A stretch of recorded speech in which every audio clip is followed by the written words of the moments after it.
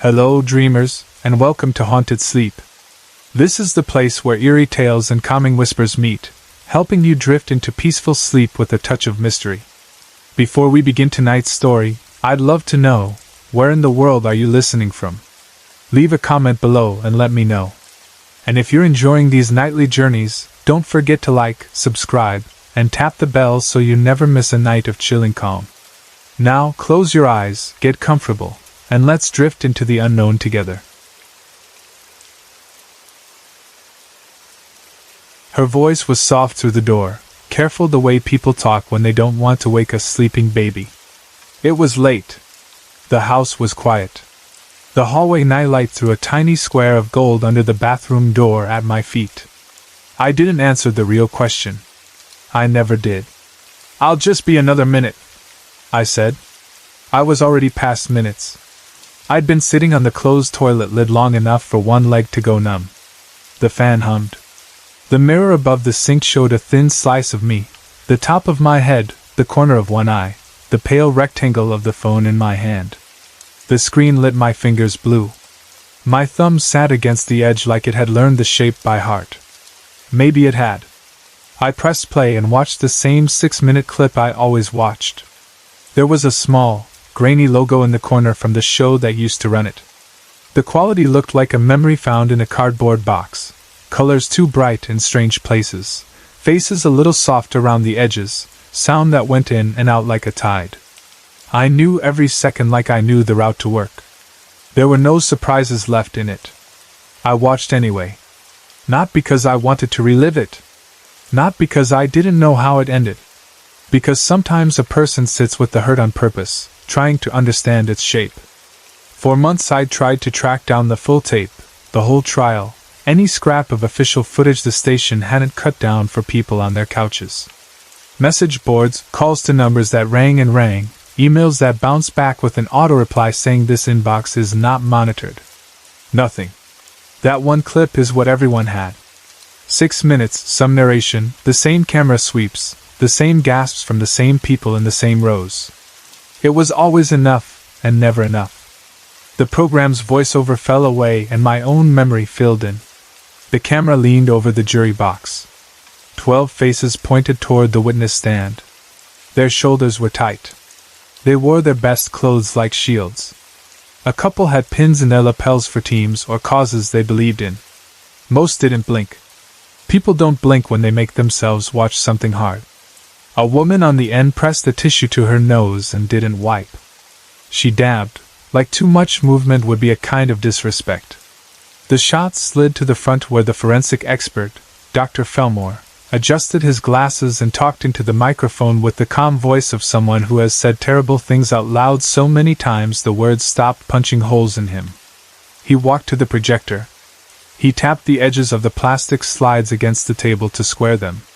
That sound, tap tap tap, carried through the room and through the grainy recording like a small hammer.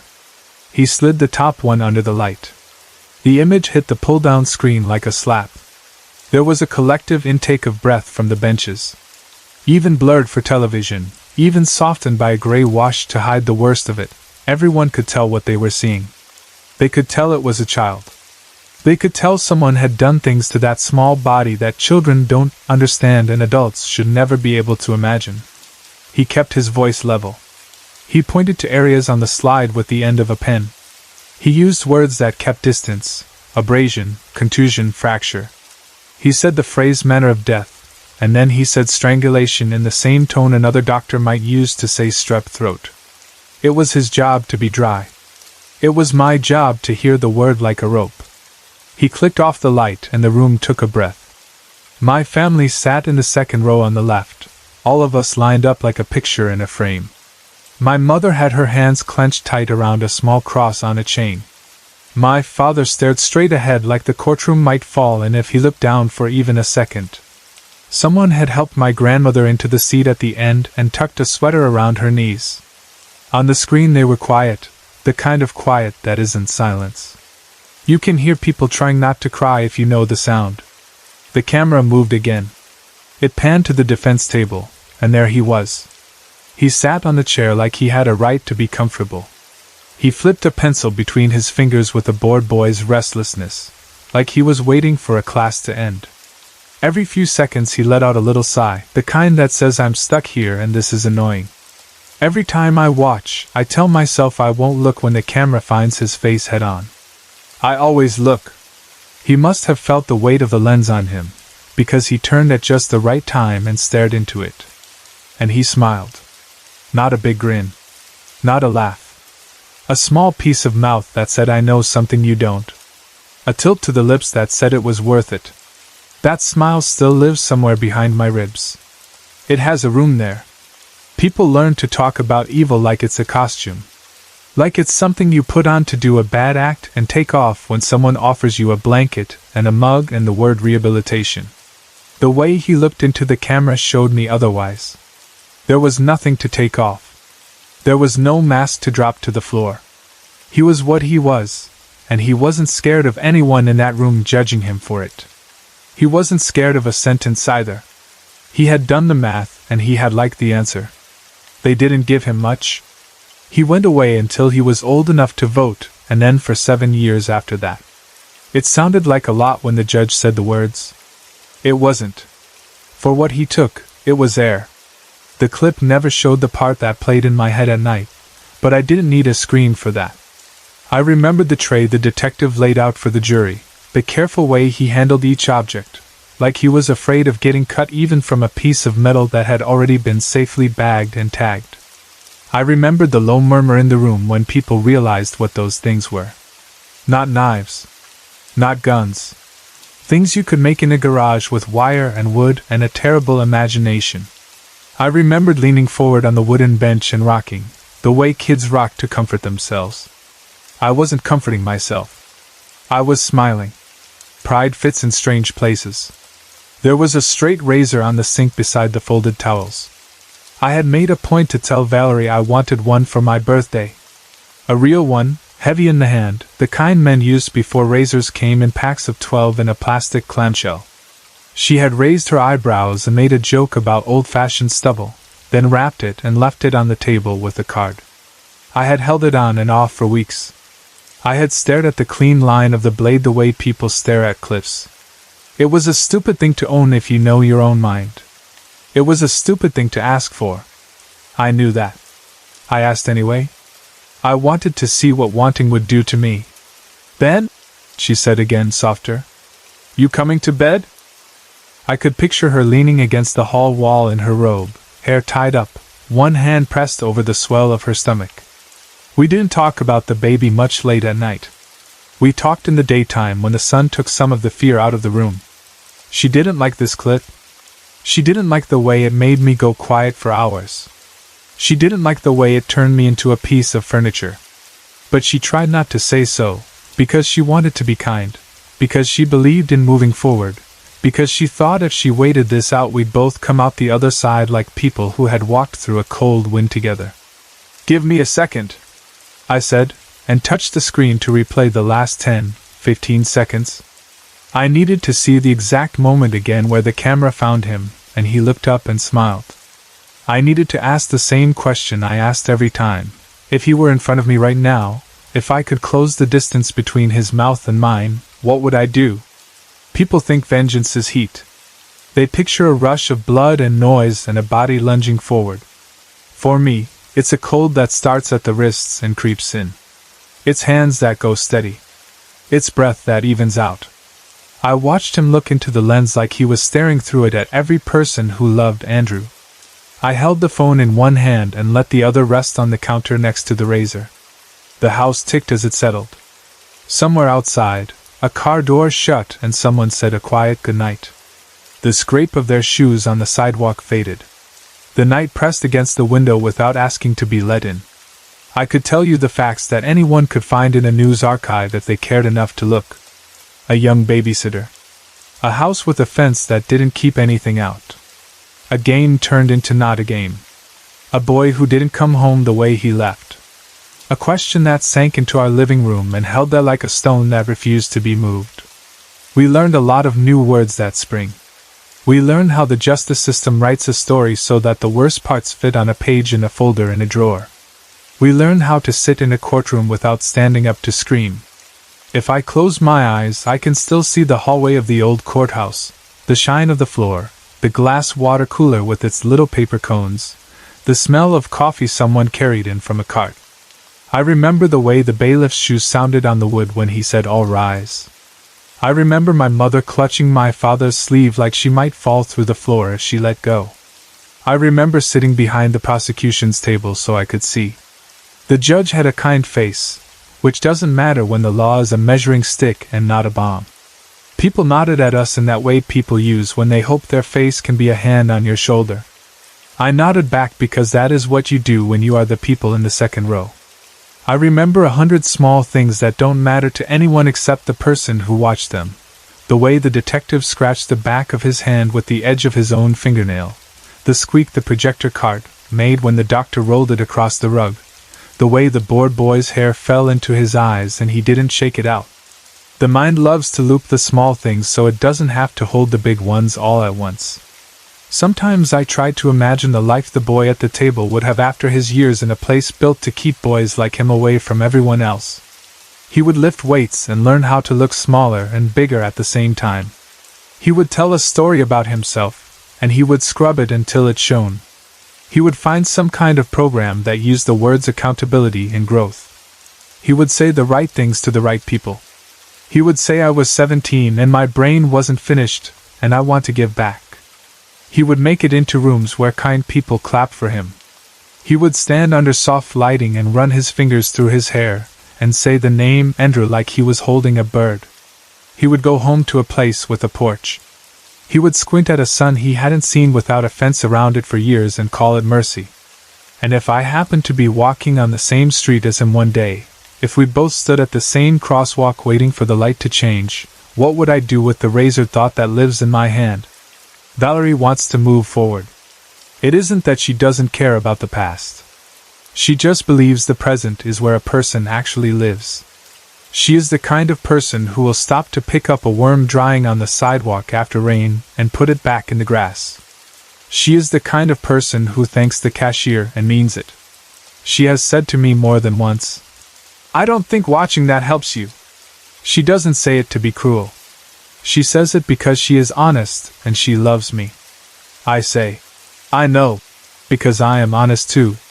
Then I watch it again when she goes to brush her teeth, and I hold the phone like a match I don't want to strike but keep rubbing along the side of the box anyway. The razor was not a fancy one. It had a simple handle and a blade that lay flat and looked like it could slide through the world if you gave it a chance. The first day it came out of the wrapping, I held it under the light and turned it back and forth the way boys turn new toys. The edge winked. I could shave with it, I told myself. I could be careful. I could slow down and pay attention. That was part of the trouble. When you hold something that requires you to be careful, you start to wonder what would happen if you weren't. I had used the word monster a lot in the first months. It was easier than using his name. It was easier than saying boy or teenager, which made him sound like any other kid who got too loud in a movie theater. Monster is a clean word. It lets you put the ugly outside yourself. It breathes and it snarls and it belongs under a bed or in a closet or in the woods behind a small town at night. People tell stories about monsters so they can set borders. If there are monsters, there are also not monsters, and if you can draw a hard enough line, then you can sleep. Monsters are easier to kill too. You don't have to ask them to explain themselves. But the question that kept me in the bathroom with the fan humming and the phone lighting, my thumb looked back at me from the mirror whenever I looked up. What if the thing you hate looks out through your own eyes? What if the worst idea in the room is the one that speaks in your own voice? I had not been a good kid. I had been a quiet one, which fools people. Quiet boys can go a long time without anyone noticing what they are building. Teachers wrote neat on my report cards and sent me home with small prizes for being polite. I learned early how to react the way adults wanted so they would stop peering into me. In a house that was trying to stay upright in a storm, it helps if one of the children learns to make himself into a good piece of furniture. I loved Andrew. I want that sentence written down somewhere that isn't just a whisper in the dark. He was 5 and loud when he was happy and louder when he wasn't, and he liked to press his face so close to the TV I was sure his eyes would give up on him before he made it to second grade. He called everyone buddy and meant it. He had a way of eating grapes that left half of them whole and the other half crushed and sticky in the bowl.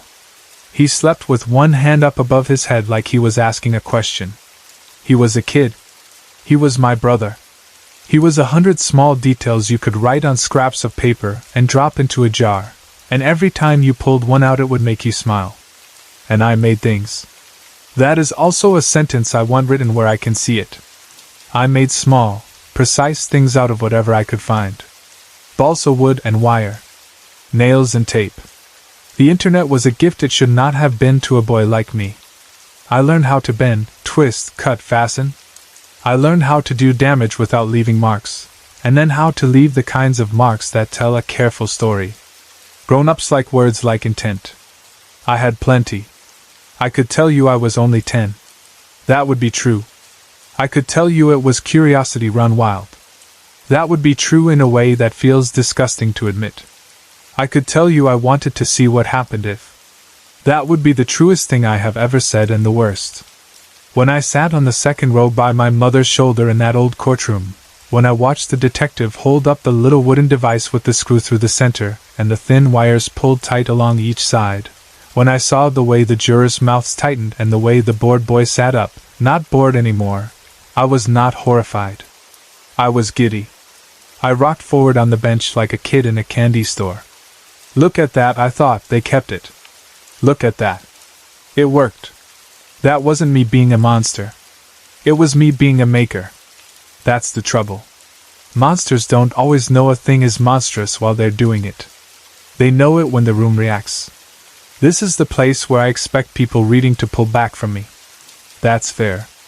I pull back from me too when I run my finger over that memory. It is a sharp edge. I cut myself on it every time. The clip ended, as it always ended, with the camera waving toward the door where the bailiff was leading my family out for the part where the detective laid everything on the table. The show cut away because it was made for people who were going to go to bed that night in houses where the worst thing in the room was a bill on the counter.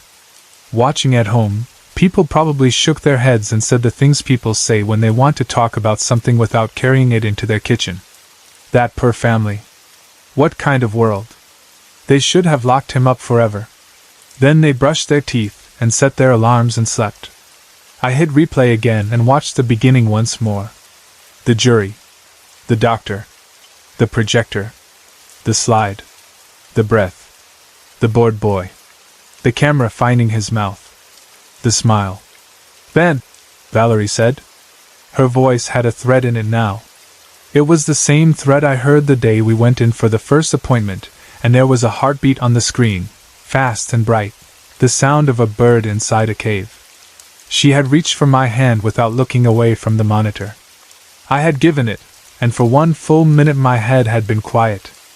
I guess this is what people mean when they say grace. The thread was back now but thinner. Please! I set the phone on the sink face down. The room dimmed without the glow. My eyes took a second to remember how to be eyes and not cameras. I closed them and saw the slide anyway. I opened them and saw the razor. It lay there like a choice someone had set out for me and then left me alone with the room. How do you kill a monster? You pick up the blade and you do it clean. You don't make speeches. You don't brag. You cut the thing's throat while it sleeps, or you sink the metal into the soft spot between its ribs while it breathes in, or you hook your hand around the back of its head and pull so you can be sure. You finish it fast so it doesn't make a mess and ruin the floor. Then you wash your hands and you throw the razor in a storm drain, and you sleep the kind of sleep people talk about in books. This is the answer every part of me that still lives in that second row bench understands. It is simple. It is neat. It is a lie. Because the truth is not a boy at a table in a cheap suit flipping a pencil while a doctor clicks a slide into a projector. The truth is the part of me that leaned forward on the day of the tray and rocked with joy at the sight of the thing my own hands had made. I don't get to put my foot on the bored boy's chest and say I beat the monster. I don't get to call someone else a thing and carve myself out of the picture clean. The monster isn't in a cell. It isn't outside. It lives where my breath lives. It knows my ribs from the inside. It looks, if I let it, out through my eyes at my wife and my child and all the small bright things I have been given, and it says what if. And it is not afraid. So I sat there with my hands on my knees, feeling the prickle in my leg where the nerves had gone to sleep, and I asked the only real question there is for someone like me. Not how do I kill a monster? How do I live with one? How do I keep its mouth shut? How do I hold its hands still? How do I make sure the only thing my child sees when she looks at me is a father, not a locked door? People say get help like it's a spell. I did. Therapists teach your mouth new sentences. They give you words to layer over urges like blankets. They ask about your childhood in careful tones. They say things like when did you first feel different, and what do you think you were trying to control? They are not wrong. They are building a fence. I sit on the good couch and keep my hands open on my knees where they can see them, and I tell the truth in small pieces I can stand to hear. I say I think about killing someone who wore a boy's face and he killed my brother. I say I think about killing something else too. I say there are days when I hold a razor and my head is quiet and my body is calm and the world shrinks to a clean line and a decision. I say I choose to put it down. I say I don't know what I will choose tomorrow. They don't look shocked. They nod and they say, "That's work." And they are right. Valerie doesn't know everything. She knows enough. She knows I can't watch certain kinds of movies and the reason isn't the jump scare. She knows I have bad nights and I need to sit in a ridiculous small bathroom with a fan that whines like it's thinking about quitting. She knows I am trying. She also knows trying doesn't bring Andrew to Thanksgiving. She looks at me like a person looks at a cliff they want to build a house on. The view is gorgeous. The ground could give way. She is brave. She loves me anyway. I picked up the razor and held it. I didn't open it. I let the weight sit against my palm. I thought about the cold, neat answer. I thought about the messy, real one. I thought about how, in the courtroom, when the doctor said strangulation, my father's jaw had moved once, a tiny muscle jumping near the hinge. I had never noticed it. I noticed it now. Men in my family were never shown how to cry with sound.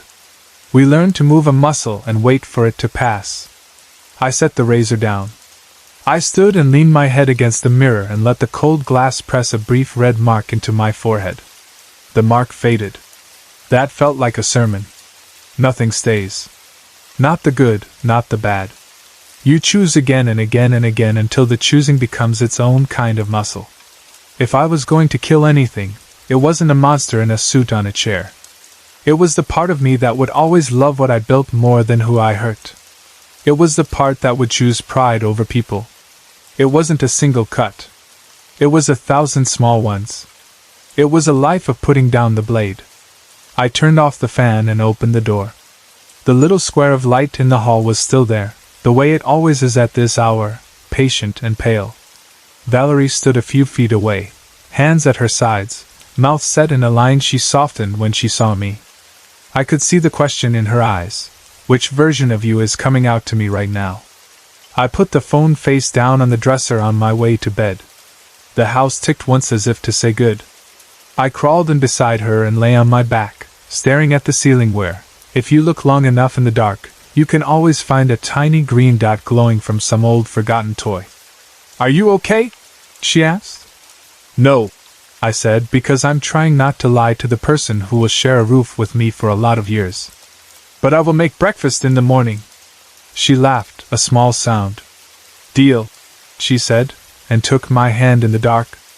In the morning, the light was ordinary and bright, and cruel the way morning light is, and I made pancakes.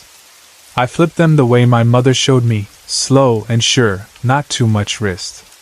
I put blueberries in a few because I like them and left a few plain because Valerie does. I set a plate where a little person will sit one day and drop half the food into her lap, and I said my brother's name in my head in the voice he would have used to ask for the biggest one. I said it gently. I said it like an apology and a thank you at the same time.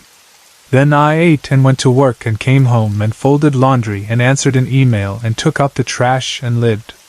When the hurt knocks, I will probably sit in that bathroom again. I will probably watch the same 6 minutes again. I will probably look at the straight razor and think about the neatness of a clean cut. And then I will do the messier thing. I will put it down. I will go to bed. I will get up. I will pour coffee. I will say my brother's name the way people say grace and try to mean it. I will choose. And I will do it again, and again, and again, because that is how you kill a monster when it lives under your own ribs. Not with one sharp bright act. With 1,000 small dull ones that make you into a man instead. I have a confession to make. I have tried all year to push the memory away, to fold it up and hide it in the darkest corner of my mind. For months it worked in small stretches. I could cook, I could drive, I could smile at my neighbors and tell myself I was fine. But as the season turned and the air thinned and the first plastic pumpkins appeared on porches, the memory came back whole, like a box I never truly sealed. I can't pretend anymore. Before I tell my husband, before I walk into a police station and say the words I should have said last year, I need to say them here, to people who don't know me, so I can hear how the truth sounds when it is not trapped in my chest. Maybe writing it down will help me walk into the next room and speak. Maybe it won't. But I have to try. My son, let me call him Al, loves Halloween the way some kids love summer vacation. He counts the days. He talks about it in August. He asks me what we should carve and where we should put the fake tombstones and if this will be the year we get a fog machine. He has always dressed as a zombie. He loves the shambling walk, the groan, the pretend bite. He loves the way makeup can change a face. He is good with his hands and careful with brushes, and he likes when I let him dab a little fake blood at the corner of his mouth and then step back so he can study himself in the mirror. He is 10 years old and, in most ways, more sensible than I was at that age. He remembers his homework. He says please to waiters. He puts his cereal bowl in the sink. He loves his friends, and he loves his dog, and he loves sleeping with the window cracked so he can hear crickets. I am telling you this because I need you to see him the way I see him when I don't think about that night. Last year he begged to go trick-or-treating without me. He wanted to be with his little group, to joke and run and be loud without an adult shadow. We live in a small rural neighborhood with lanes that curl around big square fields and old trees that lean a little to one side in the wind. People wave when they drive by. They bring over extra tomatoes in summer and swap recipes on the sidewalk. When kids ride their bikes to the store, a clerk calls their mothers to say, "They're on their way back." We know who we live with. We know who to call when a dog slips a collar. It is the kind of place where you stand in your yard and talk to a neighbor with a rake in your hand and an oven timer in your head. I do not want you to think I said yes because I was careless. I said yes because I believed what many of us believe in places like this, that we are held like a net holds fish, that if one knot loosens the others will keep us all together. I made him promise to stay with the group, to stick to the main road, to be back by 9. I made him repeat the rules, not as a joke but as a ritual. He nodded at all of it. He was so bright with excitement that it made my throat ache. I told him he could go with his friends. I told him I trusted him. I meant it. And then I did something I have never done before. I decided to follow from a distance. Not to spoil his night, just to keep guardianship the way a hand hovers under a toddler who is climbing stairs. I told myself I would stay far back. I would not speak to him. I would simply check that he was laughing and that the houses had porch lights on and that he crossed the street where he should. It felt like a compromise between being a good mother and letting my son grow up. We are not a fancy family. Our decorations are the kind you save from year to year, a paper bat with a bent wing, a spider with a leg held on by 2 loops of tape. I turned on the string of orange lights around the porch railing and set a big bowl of candy where other children could reach. My husband was working late. He often is. I put on a jacket, tucked my keys and phone in my pocket, and waited a little so Al wouldn't see me. It was a clear evening, the kind of fall night that smells like leaves and cold dirt. I stood on the porch and watched Al run toward his friends at the end of our driveway. I recognized them by their shapes and by the way they moved. Amy wore a witch's hat that tilted when she laughed. Mark had painted his face white and his lips red in big clumsy strokes and wore a cape that was a little too long, so the corner dragged the ground. Blake had made a ghost costume from a plain sheet cut in careful circles around the eyes. They were all the same size as they had been in the summer, but costumes make children look like their own shadows. They stood in a small circle and bounced on their toes and smiled, and then they started down the sidewalk together. I followed at a distance that felt respectful and not useful. I stayed near the curb. I paused at the edges of yards. I walked slow when they walked slow. I didn't need to strain to hear them. Their voices carried up and down the quiet street. They rang doorbells, said the words every household expects, and dropped the wrapped pieces and bars into their bags with a familiar soft thump. People made the same jokes they make every year. Aren't you scary? Don't eat it all tonight. Take two. Parents in doorways waved to one another and pointed at the decorations that were new, the doormat that said boo, the skeleton someone had set into a chair with a bright scarf around its neck so it looked like a visiting aunt. The ordinary nature of the night is a thing I keep returning to in my mind. If you were there you would have thought, like me, that it was the same safe celebration it always is. Al had taken his zombie role seriously. He had practiced the walk for weeks, that loose heavy step, the limp on one side, the way he let his arms drift in front of him. He grunted for show when the porch door opened, and he made Amy shriek by stepping in front of her, drooping his head, and then snapping it up with his eyes wide, teeth bared. She yelped and then laughed, and pushed his shoulder, and he swayed like a willow and groaned. He kept it up by the third house and the fifth. She kept jumping and then smiling, a pretend fear that is good fun between friends. It looked harmless, the kind of game that only matters because you play it together. I smiled too, not because I thought the scare was very good, but because I loved to see my child make someone he cares about laugh. At the end of our lane the blacktop turns and thins. There is a stretch where the road runs along a cornfield, flat and square on one side, and a narrow strip of grass separates the ditch from the last few houses on the other. The stalks were dry and tall and made a sound like paper when the wind slipped through them. Nobody is supposed to go into the fields. It is not only about the crops. People get turned around in tall corn. Paths disappear. The rows look the same from every angle. It is easy to feel brave at the edge and not understand what happens to bravery when the world is walls and the sky is a thin ribbon. We tell our kids not to go in.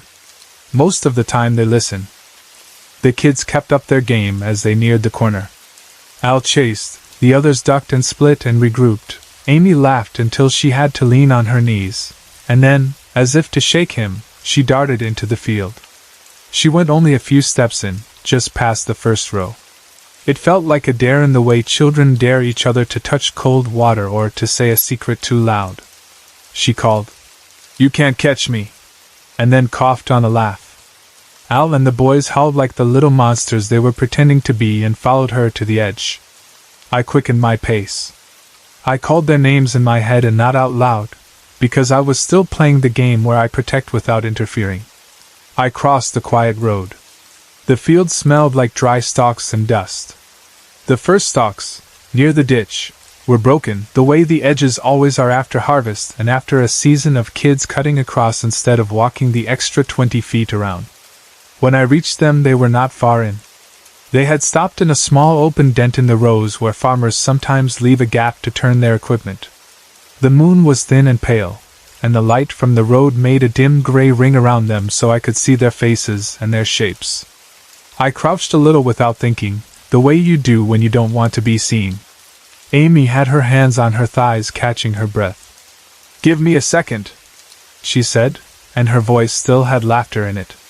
Mark and Blake stood close together, excited and waiting. Al was bouncing a little on his toes, the way he used to do when he was small and waiting to be picked up. They put their heads together, my son and Mark and Blake, so their foreheads almost touched, and whispered fast. I thought they were planning a new way to jump out at her. I thought they were boys making a scary game just a tiny bit scarier so it could feel like a good story in the morning. "What?" Amy said, smiling. What are you talking about? We're playing zombie for real this time, Al said. You know how it feels when someone says something that doesn't fit the room? When a voice slides sideways and you're not sure why your stomach turns. It was like that. The sentence was a joke, probably. It had to be. I took one step forward and stopped. I don't know why I stopped. I don't know why I didn't walk fully into that small circle of kids and say, "That's enough, time to go home." I think about that step every day. Mark and Blake moved and each of them took one of Amy's arms, not harshly at first, almost like a dance. She made a face and tried to pull back and then realized they were serious and said, "Hey," in a small laugh that tripped over itself and turned quickly to worry.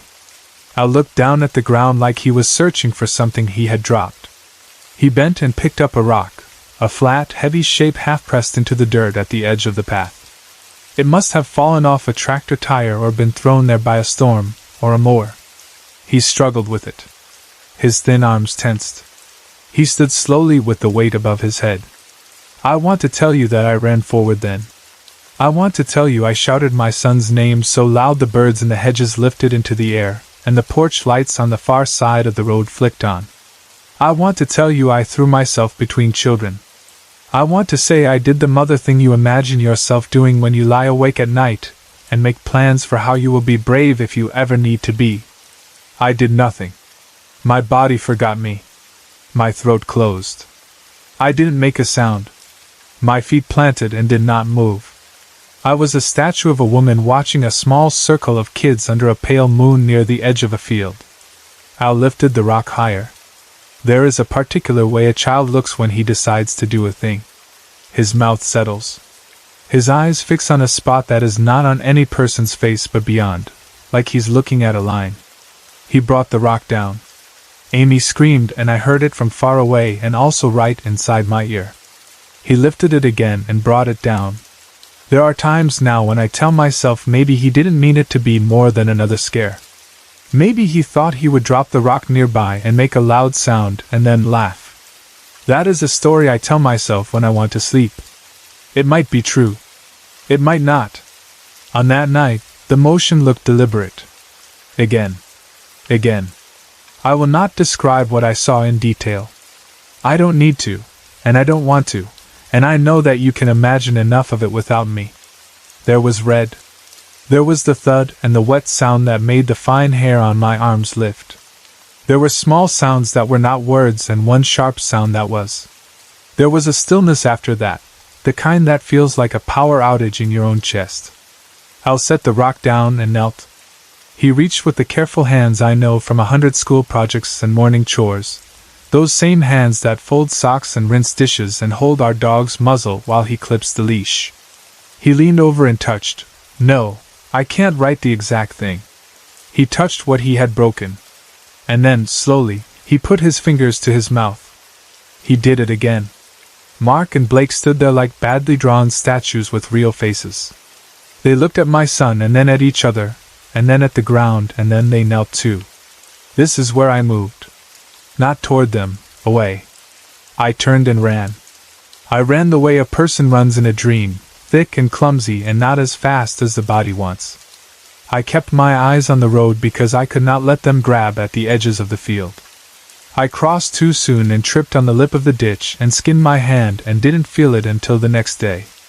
I ran home and up my steps and through my door and straight to the sink, where I was sick again and again until my body was empty. I turned the water on and used my palms and my forearms and rinsed like I could wash my eyes the way you wash your hands. When the front door opened later and my son came inside, I was sitting in the dark at the kitchen table with my hands wrapped tight around the edge of my chair. I heard him breathe and the small noise of his bag set down and the whisper of his socks on the floor. He said, "Mom?" into the darkness in a regular boy voice. I couldn't answer. I couldn't stand to look at him. I didn't turn on the light. I waited until he climbed the stairs and closed his door, and then I stayed in the chair until my husband's car pulled into the driveway and his key turned and he called my name. I didn't tell him that night. I didn't tell anyone. I am ashamed of that, and I am telling you now that the shame has a weight that does not change, morning or night. I told myself I was in shock. It's true. I told myself no one would believe a story so awful told at 2 in the morning by a woman with shaking hands. That may also be true. I told myself I would go to the police in the morning when my voice didn't tremble, and my thoughts had lined up like ducks. Morning came and I made coffee and packed a lunch and stood in the doorway while my son put on his shoes. And I said nothing. I didn't even look at his face for longer than it takes to check if a lip is chapped. He kissed my cheek on his way out, like he always does, and I felt nothing except that I wanted my skin back. They found Amy's body the next day. People talk about news traveling fast in small places like ours, but the truth is that grief travels faster. Before a formal alert went out, before a squad car parked at the end of the lane, we knew. A neighbor posted in the community group, no details, just a request for prayer. A woman down the street said she had seen police near the field and asked if anyone had heard anything about a lost dog. By afternoon there were cars parked along the main road and tapes strung in the ditches and people standing together in little clumps not speaking. No one came to our door. The police went house to house in other parts of the neighborhood and asked questions, and set up a table near the field with a large jug of coffee and a notepad and pens that didn't write. By night the story had the shape it still has, a young girl, gone in the place between houses and field, a scene no one will talk about out loud. A whisper started and grew. It said someone did a monstrous thing. It did not say who. The police asked the kids in the neighborhood where they had gone that night, and who they had been with, and what they had seen. They wore patient faces. They spoke softly. They stopped at the edges of dread and didn't step in.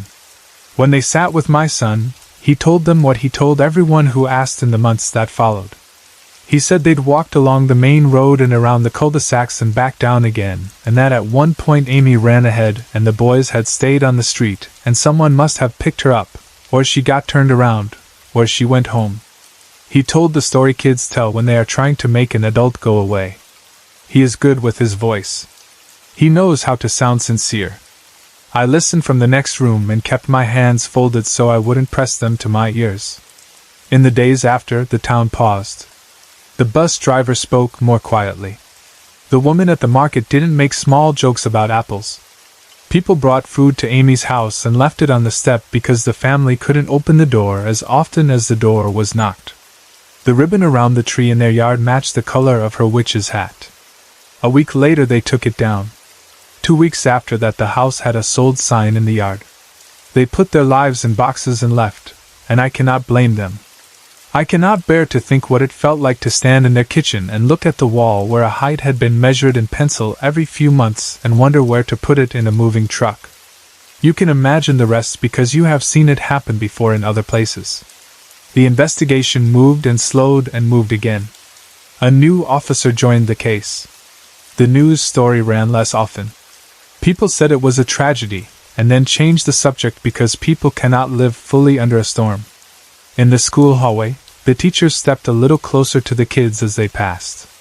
Parents stood near the curb in the afternoons instead of waiting in their cars with the engine running. We walked gently around each other. We kept living because a day insists on being lived even when it is a day after something unthinkable. I kept living too on the outside. I made dinners and tied shoes and folded t-shirts and paid the electric bill. On the inside I was a house with the lights off. I avoided my son's eyes. I stepped around him in the kitchen like he was a table I didn't want to bump. I smiled at him because I am his mother and mothers smile, and at night I cried in a small tight way that left no sound, like someone trying to swallow a pill with no water. I did one more thing I am ashamed of. I kept something. After Al came home that night, after I sat in the dark and then went upstairs and leaned my head against the bathroom door while he brushed his teeth, after I heard his bed creak and the soft roll of his body settling into sleep, I went to the laundry room. I opened the small hamper he uses and found his costume. It smelled like fake blood and October air. It was stiff in places from the store-bought syrup we had painted on. I put it in a bag and tied the top. I could not throw it away. I could not wash it. I set it on the highest shelf in the hall closet and pushed it all the way back where we keep winter hats. I do not know why. Maybe I already knew what I am writing now, that someday I would have to stop pretending I hadn't seen what I saw, and I thought proof would matter more than a mother's word. There were small moments in the months that followed when I almost spoke. Sometimes I woke from a dream where I was running and the field was an ocean and the corn was waves, and I would turn to my husband in the dark and say, "I need to tell you." And then the words would tangle on the way out like thread on a nail and I would say, "Never mind," and swallow air. Sometimes I saw Mark's mother in the store and she would ask how we were and talk about the weather and the winter break, and I would almost say, "How is Mark sleeping?" But I never did.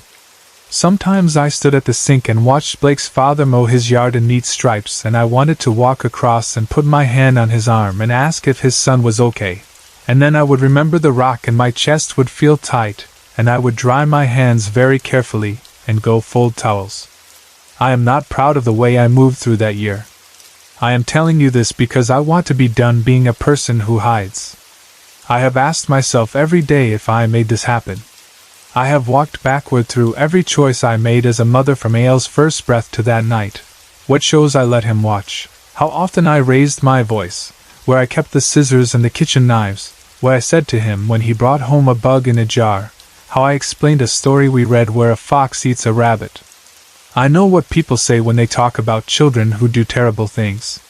They say words like blame and fault and sickness. They look for a switch that was flipped. I have searched and found only this. I let him go without me and then I followed anyway, and when it mattered most, I froze. He lifted a rock. 2 other boys held the girl's arms. Those are the facts. The one fact left is that I did not tell the truth when the truth would have been early and might have mattered in a way I can't measure. That is my failure. It sits beside me when I eat, and it lies beside me when I sleep, and it wakes up when the light hits my window. A year is a long time to be 2 people, the mother who sets out pancakes and the woman who ran away from a field. I can't be 2 people anymore. I keep thinking about Amy's laugh, the way it sounded that night just before she ran into the rose. It had a little hitch in it from running, a tiny swallow of air. That sound lives with me.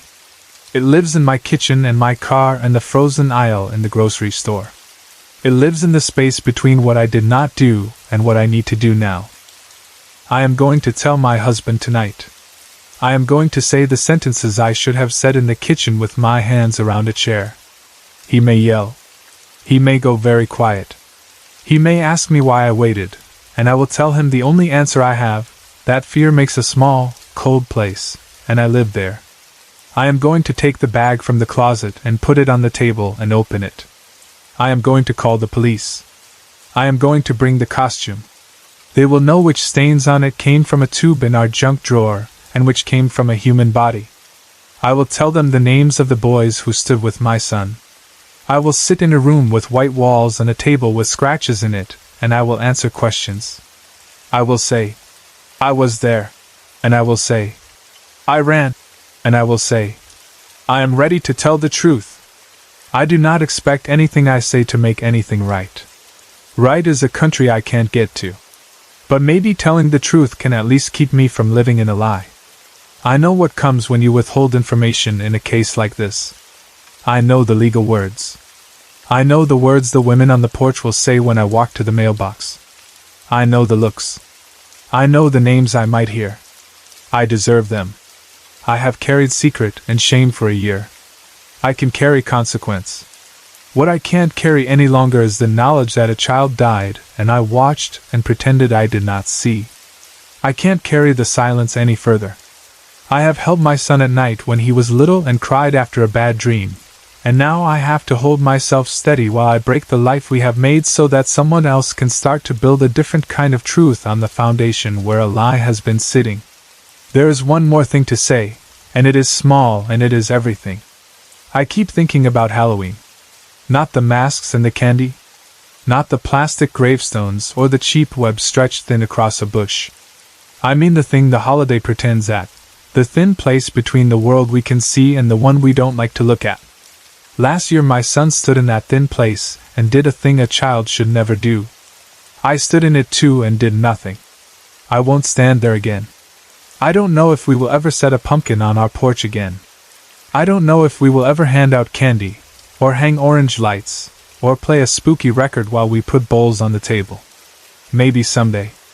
Maybe not. For now I can only say this: no more pretending. No more games where fear is a laugh.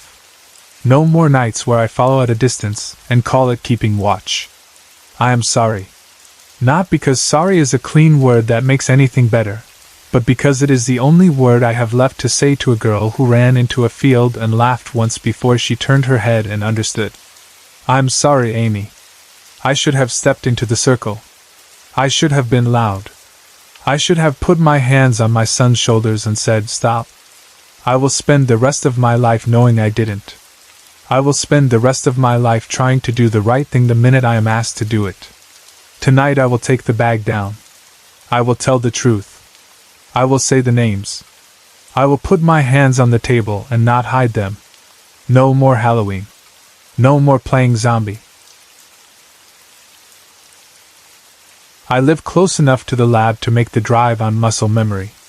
The building looks like any other research park box. Tinted glass, blank walls, a logo that tells you nothing. My friend Tomas said that was the point. You walk past 100 doors like this every day, he told me. No one ever asks what's behind them. He was proud of getting inside one of those doors. He'd signed an NDA and kept the details quiet, but the last time we met for coffee he couldn't hide the excitement in his voice. It's the next step past Vantablack, he said. Bigger than anything I've worked on. He smiled and then caught himself. I really can't say more. A week later he blind copied me on an email. It read like a confession and a warning. I called immediately, but the call went straight to voicemail. I drove to his complex and pressed his buzzer. No answer. His truck sat in its usual spot, a thin film of dust dulling the blue paint. Lights off. Curtains drawn. It was a cold, empty feeling, standing there with my phone in my hand and the building humming softly around me. I told myself I'd give him until the next day before calling the police. Then I went home and read his message again, slowly this time, line by line. He began by introducing himself to a man at the top of the org chart, the kind of person who signs off on budgets and doesn't meet the actual people in the rooms. My name is Tomas, he wrote. I'm one of the artists you brought in. Tomas designs interactive booths and installations for trade shows. He's good at tricking space into behaving like a story.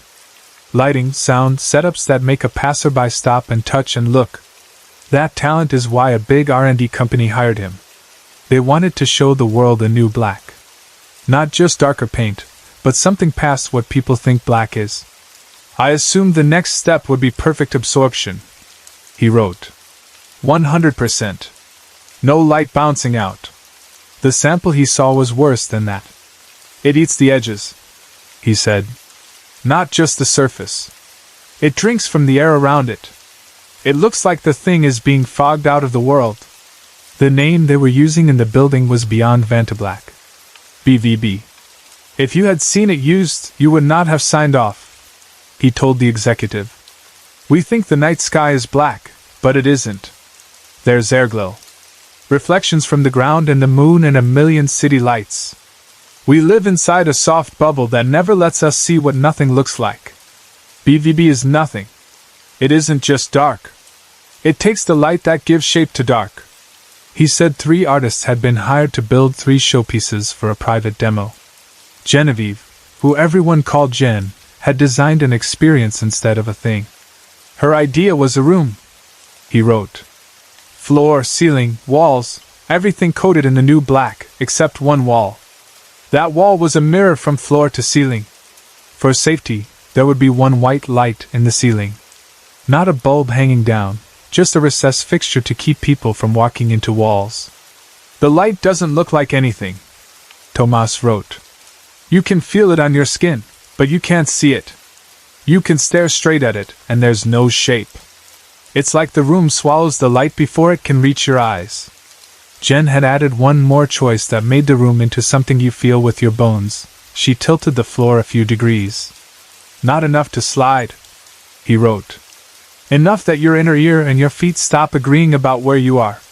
He described watching her supervise the last coat. She checked the seams and the door seal, then stepped inside and pulled the door shut from within. Test run. Tomas went back to his own workspace to tinker with his piece. He didn't get far. Half an hour later I heard shouting. He wrote. I came into the hallway and there was a crowd and a security guy's arm across my chest. They made him go back. Later, one of the engineers told him what they'd walked in on. Jen was on the floor. Blood. Fingernails torn. Her eyes gone. They told me she had an accident. Tomas wrote. They said she was at the hospital and she would be okay. He put the sentence on its own line and left it there without comment. Security taped the door. The hall emptied. I waited, he wrote. Then I went in anyway. He pushed the door open and stepped over the tape. He said the effect was instant. Your eyes grab and there's nothing to hold on to. He wrote. Your feet don't trust what they're telling you. My stomach went hot and then cold. He tried to walk and ended up on his hands and knees, palms flat, crawling because that was the only way his body would move forward. When I looked down, my hands were gone. He wrote. They vanished into this black fog that isn't fog. It's an outline you can't draw. He kept his eyes on the mirror because there was nothing else to look at. If I took my eyes off my reflection, I felt like I'd fall out of the world. He saw things he couldn't explain. The air in the mirror filled with little flickers, like colors that don't belong to any paint. He wrote. Then sparks like camera flashes that didn't light the room, just hung there like afterimages. He saw eyes with no faces drifting in that black fog, some small as coins, some the size of fists, all of them watching him from the glass. He told himself it was his brain trying to make sense of emptiness. He kept crawling. The worst part wasn't the colors, he wrote. It was me. He said the mirror showed him a man crawling with his jaw clenched and his mouth tight and his eyes wide, and he knows that was him, but it didn't feel like seeing himself. I told myself to angle left, toward the center, to get off the line of the mirror, he wrote. But the reflection angled with me. Every time I tried to move sideways, the man in the mirror moved toward me. He thought the floor might be curved or the wall not where he guessed it was. Or maybe my reflection decided to come to me, he wrote. I don't know how to put it. It looked like I was crawling toward myself and the me in the glass was crawling toward me. The face crawling closer stopped looking like a person. It started to smear, he wrote. Like somebody took a warm thumb and rubbed my features. The nose ran. The cheeks pulled down. The eyes stretched. He kept looking because looking away felt worse. Then I stood up, he wrote, and then paused to explain what he meant. He didn't stand in the room. His body stayed on hands and knees. In the mirror, the him that wasn't him rose, and rising let him see beyond the first face to a second face behind it. My face, he wrote. Over its shoulder. Not a reflection. Not matching. Me behind it, like someone was between me and the glass. The second face looked at him with the same dread he felt, the features sliding the same way. That was when I thought about my eyes, he wrote. I thought about how easy it would be not to see that anymore if my hands did what her hands did. He let himself fall backward instead. His head hit the floor. The drop carried him down the slant and into the door. It swung open under the push of his shoulder, and the bright hall rushed in like a wave. Before I shut it, he wrote, I looked back. My reflection was standing in the center of the room, watching me leave. He told the executive the room felt wrong in a way he could point to and in a way he couldn't. It isn't just a trick of paint, he wrote. Something else is there now. The coating opened the door and whatever was waiting stepped inside. He said the second artist, Pyotr, had chosen the opposite path. If Jen built a room that swallowed a person, he wrote, Pyotr built a skin that swallowed the world. They'd had the fabrication team stitch a full-body suit from cloth treated with the new black. It looked like a diving suit, Tomas wrote. Booties, gloves, hood, zipper running up the back. Getting Pyotr into it took 3 people and a lot of guessing. Your hands vanish when you touch it, he wrote. You're working blind. The first time Pyotr put the hood up, the room changed. Even under bright work lights, he cast a shadow, Tomas wrote. None of us did. He did. When Pyotr walked, he left a blurred shape behind him for a second, a black afterimage that took a moment to melt. He laughed, Tomas wrote. He liked watching people try not to step into that leftover. In photos, the suit looked worse. He stood in a glass tank of water, Tomas wrote. The water turned into ink. The refraction made the darkness thicker, like the liquid was part of the suit. Pyotr wore the suit in short sessions at first. 10 minutes. 20. He complained that the zipper pinched. He joked that the team should stitch his name into the chest like a superhero. As the days passed, he stayed in longer. He walked down the hall nodding to people who couldn't see his face. I asked him what it felt like inside, Tomas wrote. He told me, I can see into you. I can see your bones. He was smiling when he said it, but I don't know if it was a joke. When the room across the hall filled with shouting, Tomas went to tell him about Jen. He'd been in the suit since before I got in that morning, Tomas wrote. The lights in Pyotr's room were blinding. He was sitting, head down, hands on his knees, a foggy human shape with no edges. Tomas told him what happened. Pyotr said to get him out. I couldn't find the zipper, Tomas wrote. My hands disappeared up to the wrist when I touched his back. He felt teeth in the fabric, metal, not living, and pulled. The sound of a zipper is always small, but when you're listening for it, it's all you hear. He pulled the hood free. There was nothing inside, he wrote. The suit crumpled like you drop a coat on the floor. It puddled. For a second Tomas thought Pyotr had slipped out and was messing with him. Then he heard his name. The sound came from the black heap at his feet. He was in there, Tomas wrote. Not the cloth. The space inside the cloth. Tomas said Pyotr's voice sounded close and far at the same time, like someone shouting into your ear from the bottom of a well. He kept falling, but the sound didn't go away, he wrote. He didn't get farther. He stayed right there yelling my name. Tomas grabbed the suit and tried to shake it. My fingers went invisible, he wrote. There was a pull I can't explain, like when an elevator starts and your stomach drops. He let go because he was afraid that if his hands went too far he wouldn't get them back. He ran to the project lead's office. The man's name was Svensson. He was pale and precise and spoke in the tone people use when they've said no so many times they've started to enjoy it. Tomas told him about the suit. Svensson made a short call and walked down the hall with 4 security staff in dark polos. They told Tomas to wait. He sat in the office for an hour and a half and watched the cursor blink on a blank screen. When Svensson came back, he wasn't alone. He had a man from legal with him, a Mr. Klein with a soft voice and a stiff smile. They told me Pyotr was fine, Tomas wrote.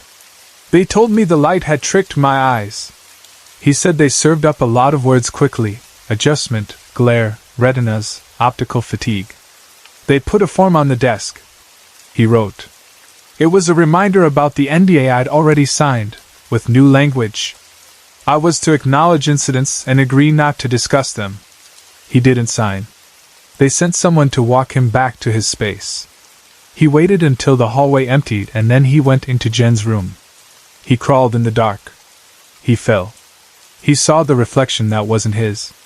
He left. He didn't go back. I called in sick, he wrote. I'm not coming back at all. He said his phone started ringing almost right away. Unknown numbers. Short calls that hung up after one ring. A voicemail from Svensson that said, in a careful tone, I hope we won't have to initiate the breach of contract clause. Tomas said he read his contract again and didn't see anything that explained what that meant, but he knew a threat when he heard one. You don't need to threaten me to keep me away, he wrote. I won't set foot in there. He tried to explain BVB in simple words. It isn't a color, he wrote. It's a hole with edges. He said Jen's room felt like a door that had been propped open. He said Pyotr's suit felt like a door someone had hung on hinges and then walked through.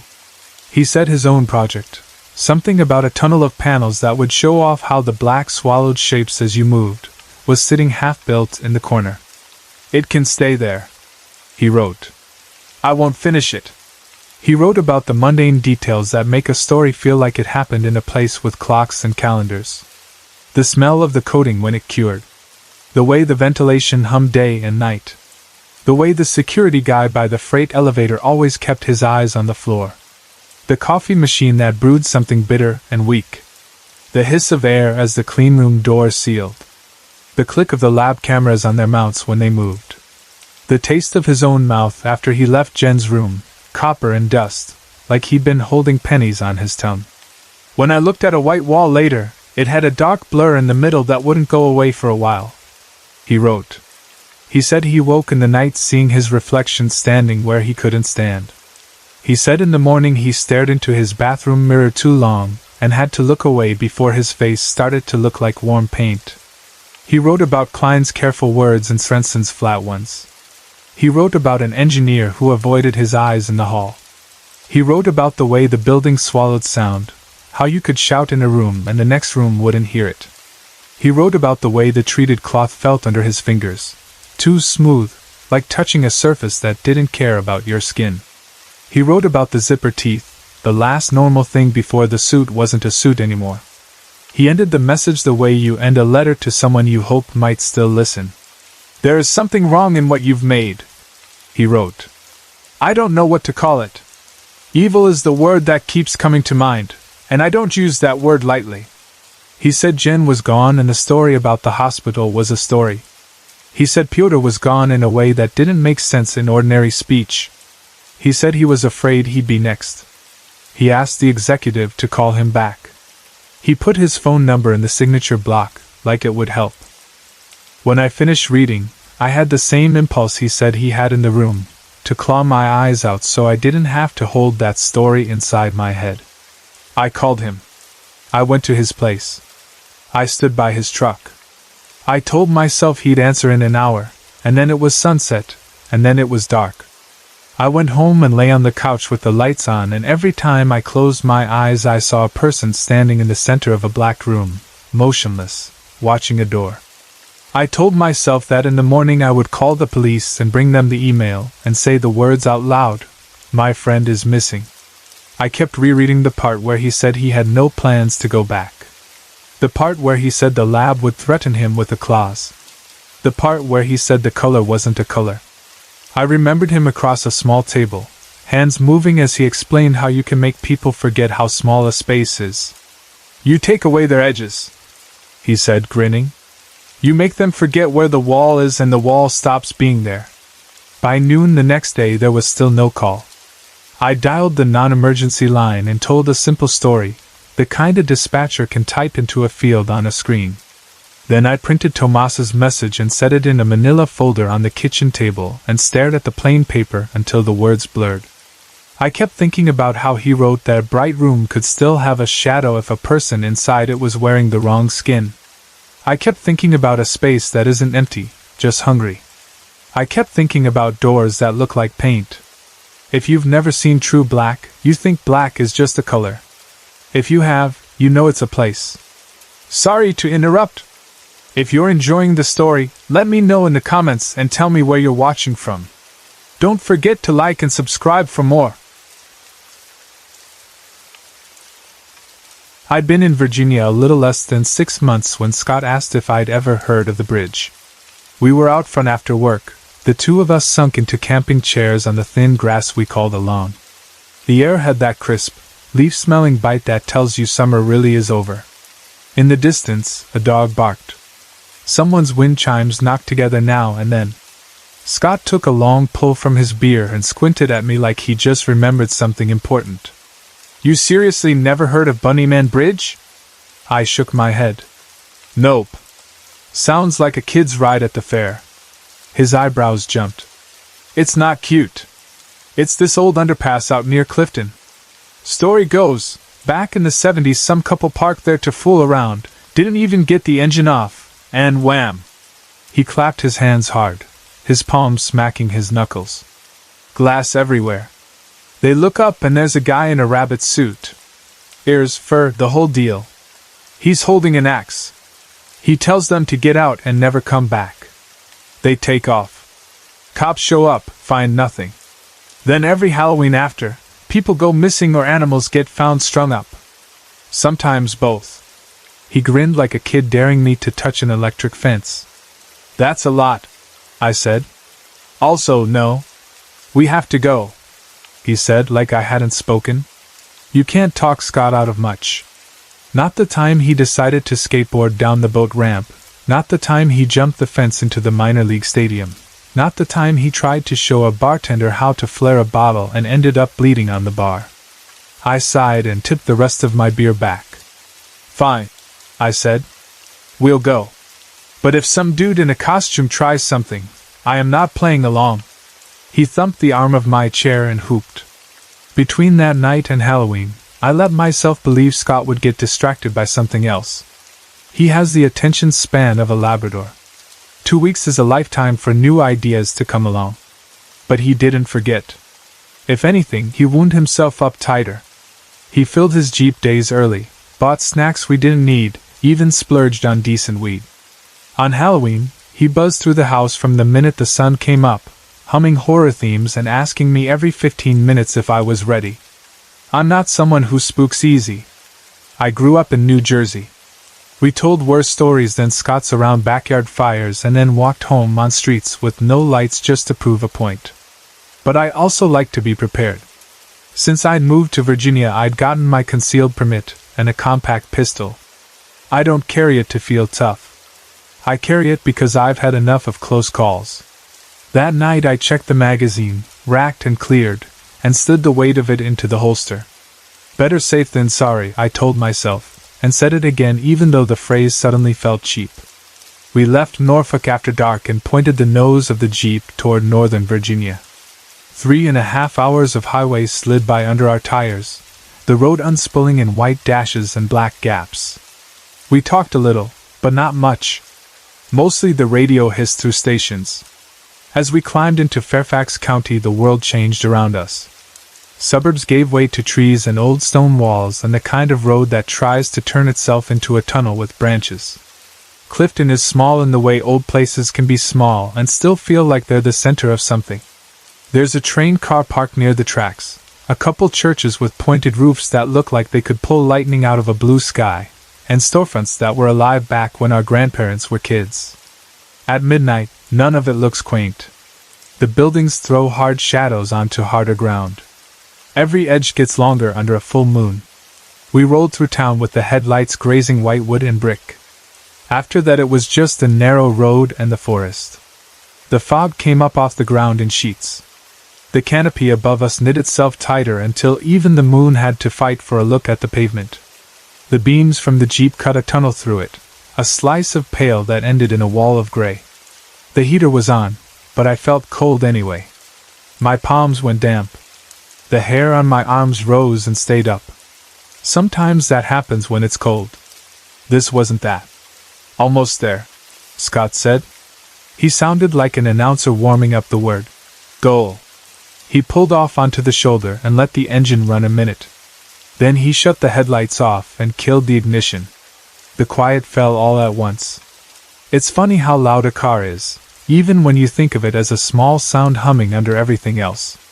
Without it, I could hear my own breath and the slow ticking of the Jeep's cooling engine. Somewhere in the trees something moved a branch, and the leaves answered. We walk from here, he said. He didn't look back to see if I was following. That's Scott. He assumes his ideas pull you along like gravity. I tucked my phone into my back pocket, checked that the holster sat where it should, and got out. The air hit my face like a damp towel. We shut the doors soft, and for a second there was that ringing silence that isn't silence at all, just your ears trying to adjust to the shape of the night. The road curled away like a ribbon. We kept to the edge out of habit, like an unseen car could take that turn and wipe us into the ditch. The trees leaned in over us, black on black on black, until the road rounded through a bend and the canopy opened. The moon put its hand on the ground again.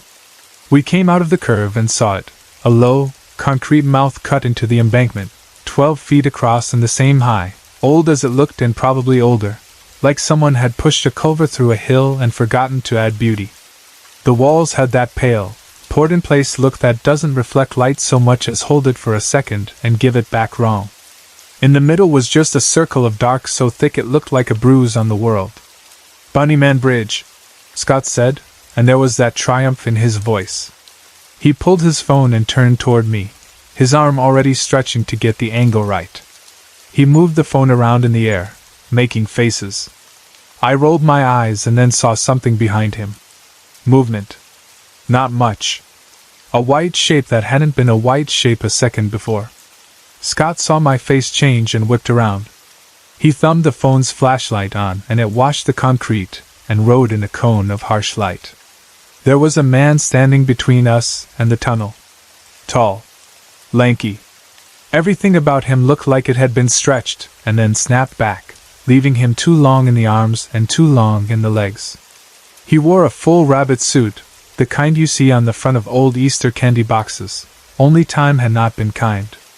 The fur was matted, dirty in places, and a darker stain had soaked in down the front. I didn't need to guess too hard about what that might be. The hood had long ears that drooped behind him like ropes. In his hands he held a fire axe. The head had the blunt weight of a tool that can cave wood and bone alike. The edge caught the light. There was something on it too. He walked toward us. Every story wants a reader to be rational or to be stupid. Real life makes you both, sometimes in the same breath. The rational part of me said, "This is a prank? It's Halloween. Someone is out here to scare people like us." The other part of me was already reaching behind my back. My fingers closed around the grip. I drew and brought the pistol up and put the front sight where I'd trained to put it. "Stop," I said. "Back up, man." My voice did that wobble thing and I hated that he could hear it. "I don't want to shoot you." He kept coming. His walk wasn't a run. It wasn't a shuffle. It was steady like a metronome. "Leave," he said. The voice behind the hood was hard to place. "Young? Old?" It sounded scraped. It sounded like somebody who hadn't used it in a while. He kept walking. The axe moved with him like part of his body. "Don't," I said. My arms were straight, my wrists locked. I heard my own breath go in and out. He pivoted suddenly towards Scott and started to run. I didn't think about it. I did what I'd practiced. I let the air out of my chest and pressed the trigger straight back like it was a button that opened a door. The pistol jumped. The sound was a small thunder that rolled out and rolled back off the concrete. The rabbit man jerked mid-stride, staggered, and sat down hard a few yards from the tunnel. The axe fell out of his hands and hit the road blade down with a dull clunk.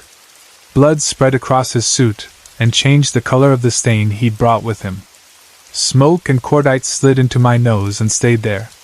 Scott made a sound and took off down the road toward the jeep, running with his phone still in his hand like a flashlight might keep the night from catching him. I kept the gun on the man in white and took small steps to the side, out of easy reach. The hole in his chest was not where you want to be shot, but it wasn't high enough or left enough to shut someone off like a switch. Training videos tell you about that. So do newspapers. I kicked the axe farther away because sometimes people pop up like they were never down, and you don't want them near steel. "Scott!" I called, not taking my eyes off the rabbit man. "Call 911. I listened and didn't hear an answer. I didn't want to look away. I slid my left hand down my thigh until my fingers found my phone and pulled it free. My right hand shook a little. That's normal, too. Your body dumps a lot of chemicals into your blood for moments like this. Your heart tries to do more than one job at once. The man coughed, and something red sprayed the white around his mouth. His head turned and I saw his face under the loose edge of the hood. He wasn't what my brain had been ready to see. He wasn't wild-eyed or ancient or dirty in that way that means you haven't been inside for years. He looked like somebody you'd see in a college cafeteria, clean-shaven, decent hair, mid-20s, maybe. That may be worse in a way. A monster is easier to put in a box next to other monsters. A person is a person. Please, he said. He reached for his stomach. For a second I thought he was going to press his hand to the wound. Instead his arm dipped into a pouch sewn onto the suit's belly. I hadn't noticed it until that second because of the dark stain. He pulled something out and dropped it beside him. It hit the asphalt in a way that made a sound I still hear sometimes when I'm trying to fall asleep. It was a rabbit. Small, black, limp. Its head hung at an angle that meant you didn't need a vet to tell you what was wrong with it.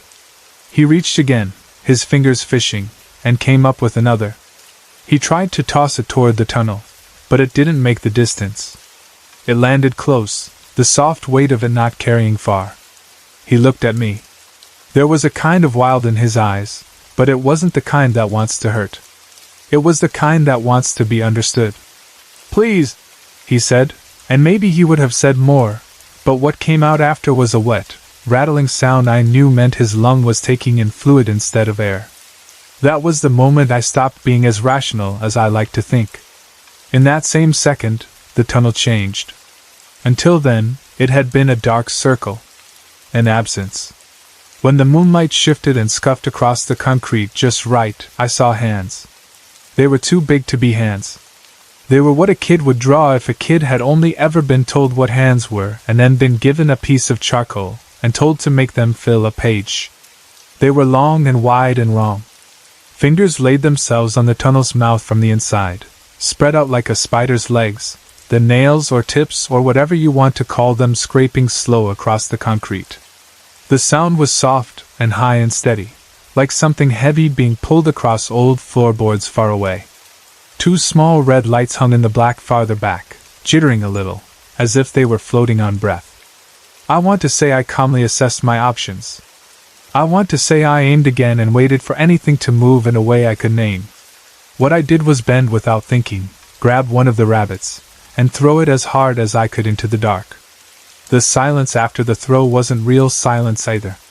It was the kind that happens when every other sound ducks and covers. The long fingers withdrew like someone pulling a hand back from a hot stove. Then there was a crunch. That's the sound I wish I didn't remember. It was the kind of sound you hear when someone bites down on chicken bones. It was wet and final. The red lights moved deeper into the dark, and the slow dragging resumed but now going away, as if whatever had been waiting had turned around with something in its mouth. The man in the rabbit suit watched the tunnel. Then he watched me. Relief moved across his face like someone had lifted a weight off his chest. His mouth twisted like it wanted to be a smile but had forgotten how. "Why your problem?" he said. He laughed, or tried to. It came out like a cough. Then his eyes went flat and stayed that way. I stood there with my gun in my hand and my mind trying to be in 3 places at once. Finally, I did the thing you do. I called it in. The sheriff's office sent a car. Then another. The night changed shape around us, lights beating red and blue on the concrete, radios cracking. They wrapped tape around a lot of nothing and put cones on the road and asked me the same questions more than once because that's how you check if people are telling the truth. Someone found Scott farther down by the Jeep, curled up in the back seat like a kid who fell asleep during a movie. They took my pistol and unloaded it, and put it in a little brown box with a number on the label. They took the axe and someone else bagged the rabbits with a face that tried not to show anything. An EMT peeled the suit back from the man in white and did the things you're supposed to do to people who look like they might still be able to come back. He didn't. It was dawn by the time they let us go. They said we could drive home. They said someone would call me. They said I shouldn't talk to anyone about anything online. They said a lot of things that were supposed to be comforting and weren't. I didn't sleep that day. I lay on my bed and watched the ceiling fan carve the air into pieces. When I closed my eyes, the tunnel was still there. A detective met me a few days later in a small room with 4 chairs and a table.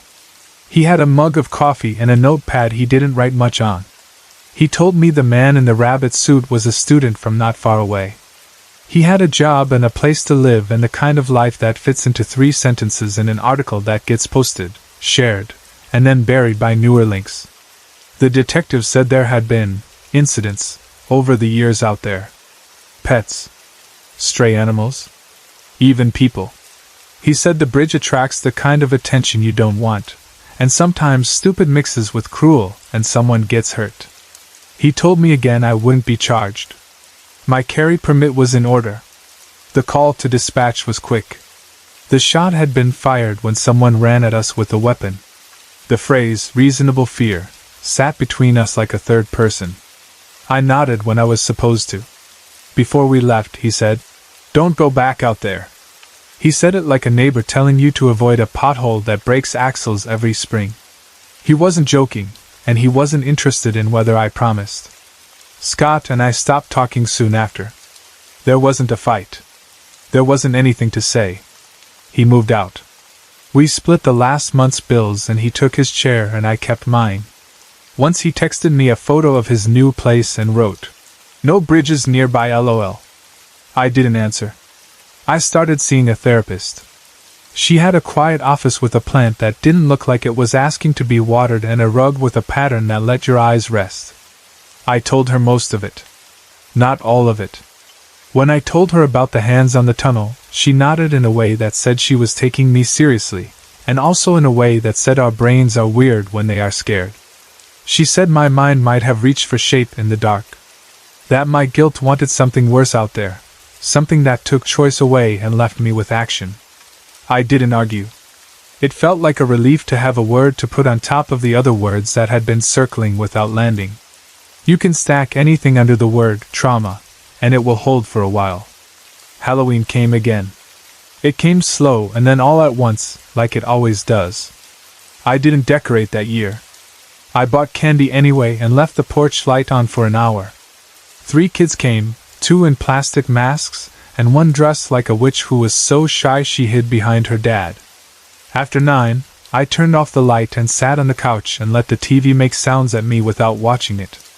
Sometime after midnight I ended up online, not looking for anything, just scrolling through a forum that collects local legends and fights about them.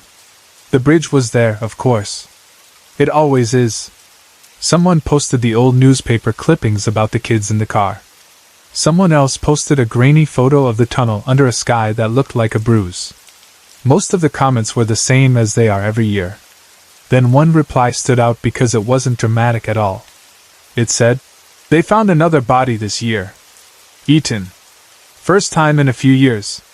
Guess the Bunnyman's gone." The words skittered around inside me looking for a place to hurt. I could hear it again, bone between teeth. I could hear the man in the suit say the 2 words he used his last breath on. Your problem. I didn't close the laptop. I didn't tell myself I was being ridiculous. I sat there and listened to the blood in my ears and thought about how some jobs get done because someone decides to do them, and some get done because there isn't anyone else around to do them. I started driving out there during the day. Not at first. At first I just looked at the route on my phone and memorized the turns again. Then I drove to the edge of town and turned around. Then I drove all the way and parked and didn't get out. Then I walked to the tunnel with the sun high and a breeze pushing leaves against my ankles. I stood at the mouth of it and looked at the concrete and ran my fingers over the graffiti that had been there last year and some that had not. I listened, even though I knew listening at noon is different than listening at midnight. I went back again. And again. I walked through the tunnel to the far side and came back and walked through again. There's always wind in there. I paid attention to the way it becomes a different place when you move 5 feet left or right. I learned where the light hits first when the sun goes down, and where it lets go last. I learned how sound bounces under that low roof and makes even a small footstep sound like it belongs to someone bigger.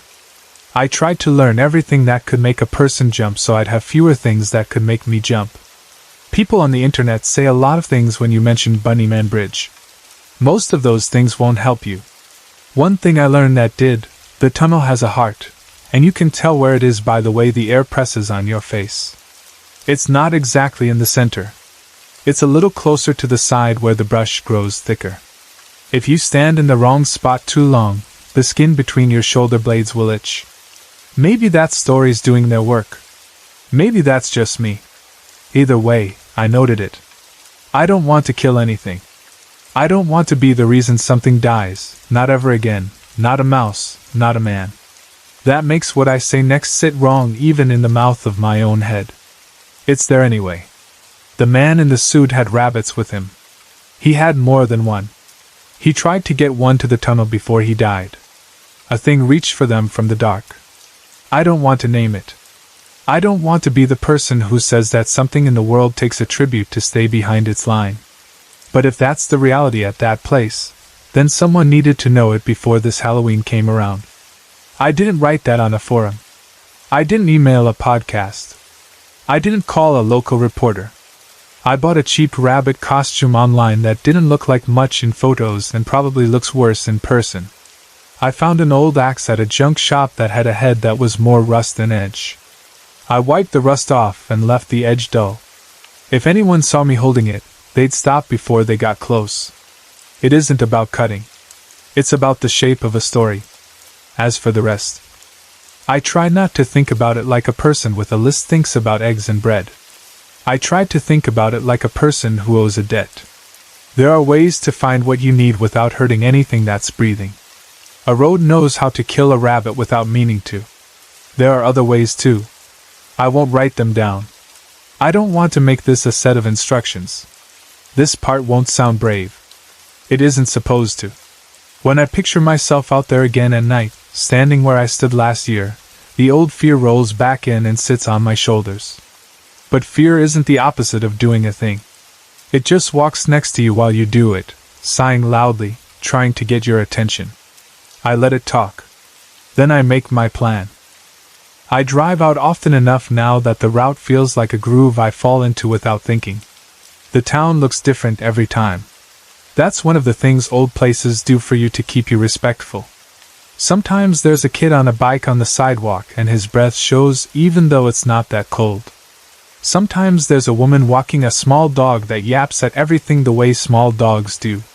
Sometimes there's no one at all and the whole place feels like a set that someone forgot to strike after the show. I don't go at night yet. I go at the edges of day and work my way toward the middle. I don't tell anyone. There's no team to build. There's no group chat for this.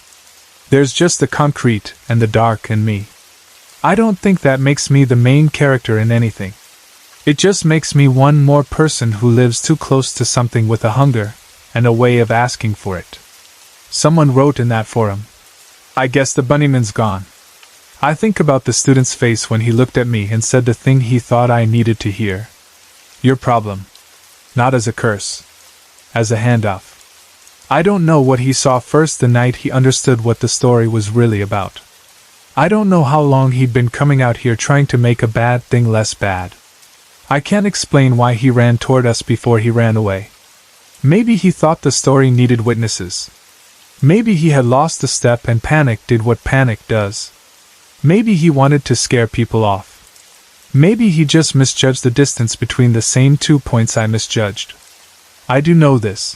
While people argue about whether the old stories are true, the road keeps cutting the same curve through the same trees, and the tunnel keeps making the same low sound when wind moves through it, and October keeps showing up on time like the train it is. I can't fix any of that. I can only stand where I stood and try to be a different kind of person than I was when I walked out there the first time. If someone else had stepped up, I would have let them. I checked for that. I looked for signs. I looked for fresh flowers by the road and small piles of stones and candles and jars and any of the 100 ways people tell each other that someone is taking care of a place that needs care. I didn't see any. Maybe there are. Maybe I missed them. Maybe there's another person walking out there at noon, teaching their feet the same dark they'll walk at midnight. I hope so. It helps to believe this isn't all on one set of shoulders. The costume is in my closet. I hung it in the back so I don't have to see the shape of it every morning. The axe leans in the corner of the coat closet. It looks like a prop if you don't touch it. It looks like comedy. I know better. Eventually I'll put them in the trunk and drive and park and walk. I'll stand where the road narrows and the air changes and the hair on my arms tries to lift even when it's too warm for that. I'll listen the way you listen for thunder you can't tell is thunder yet. I'll do what I came to do, quietly, without speeches.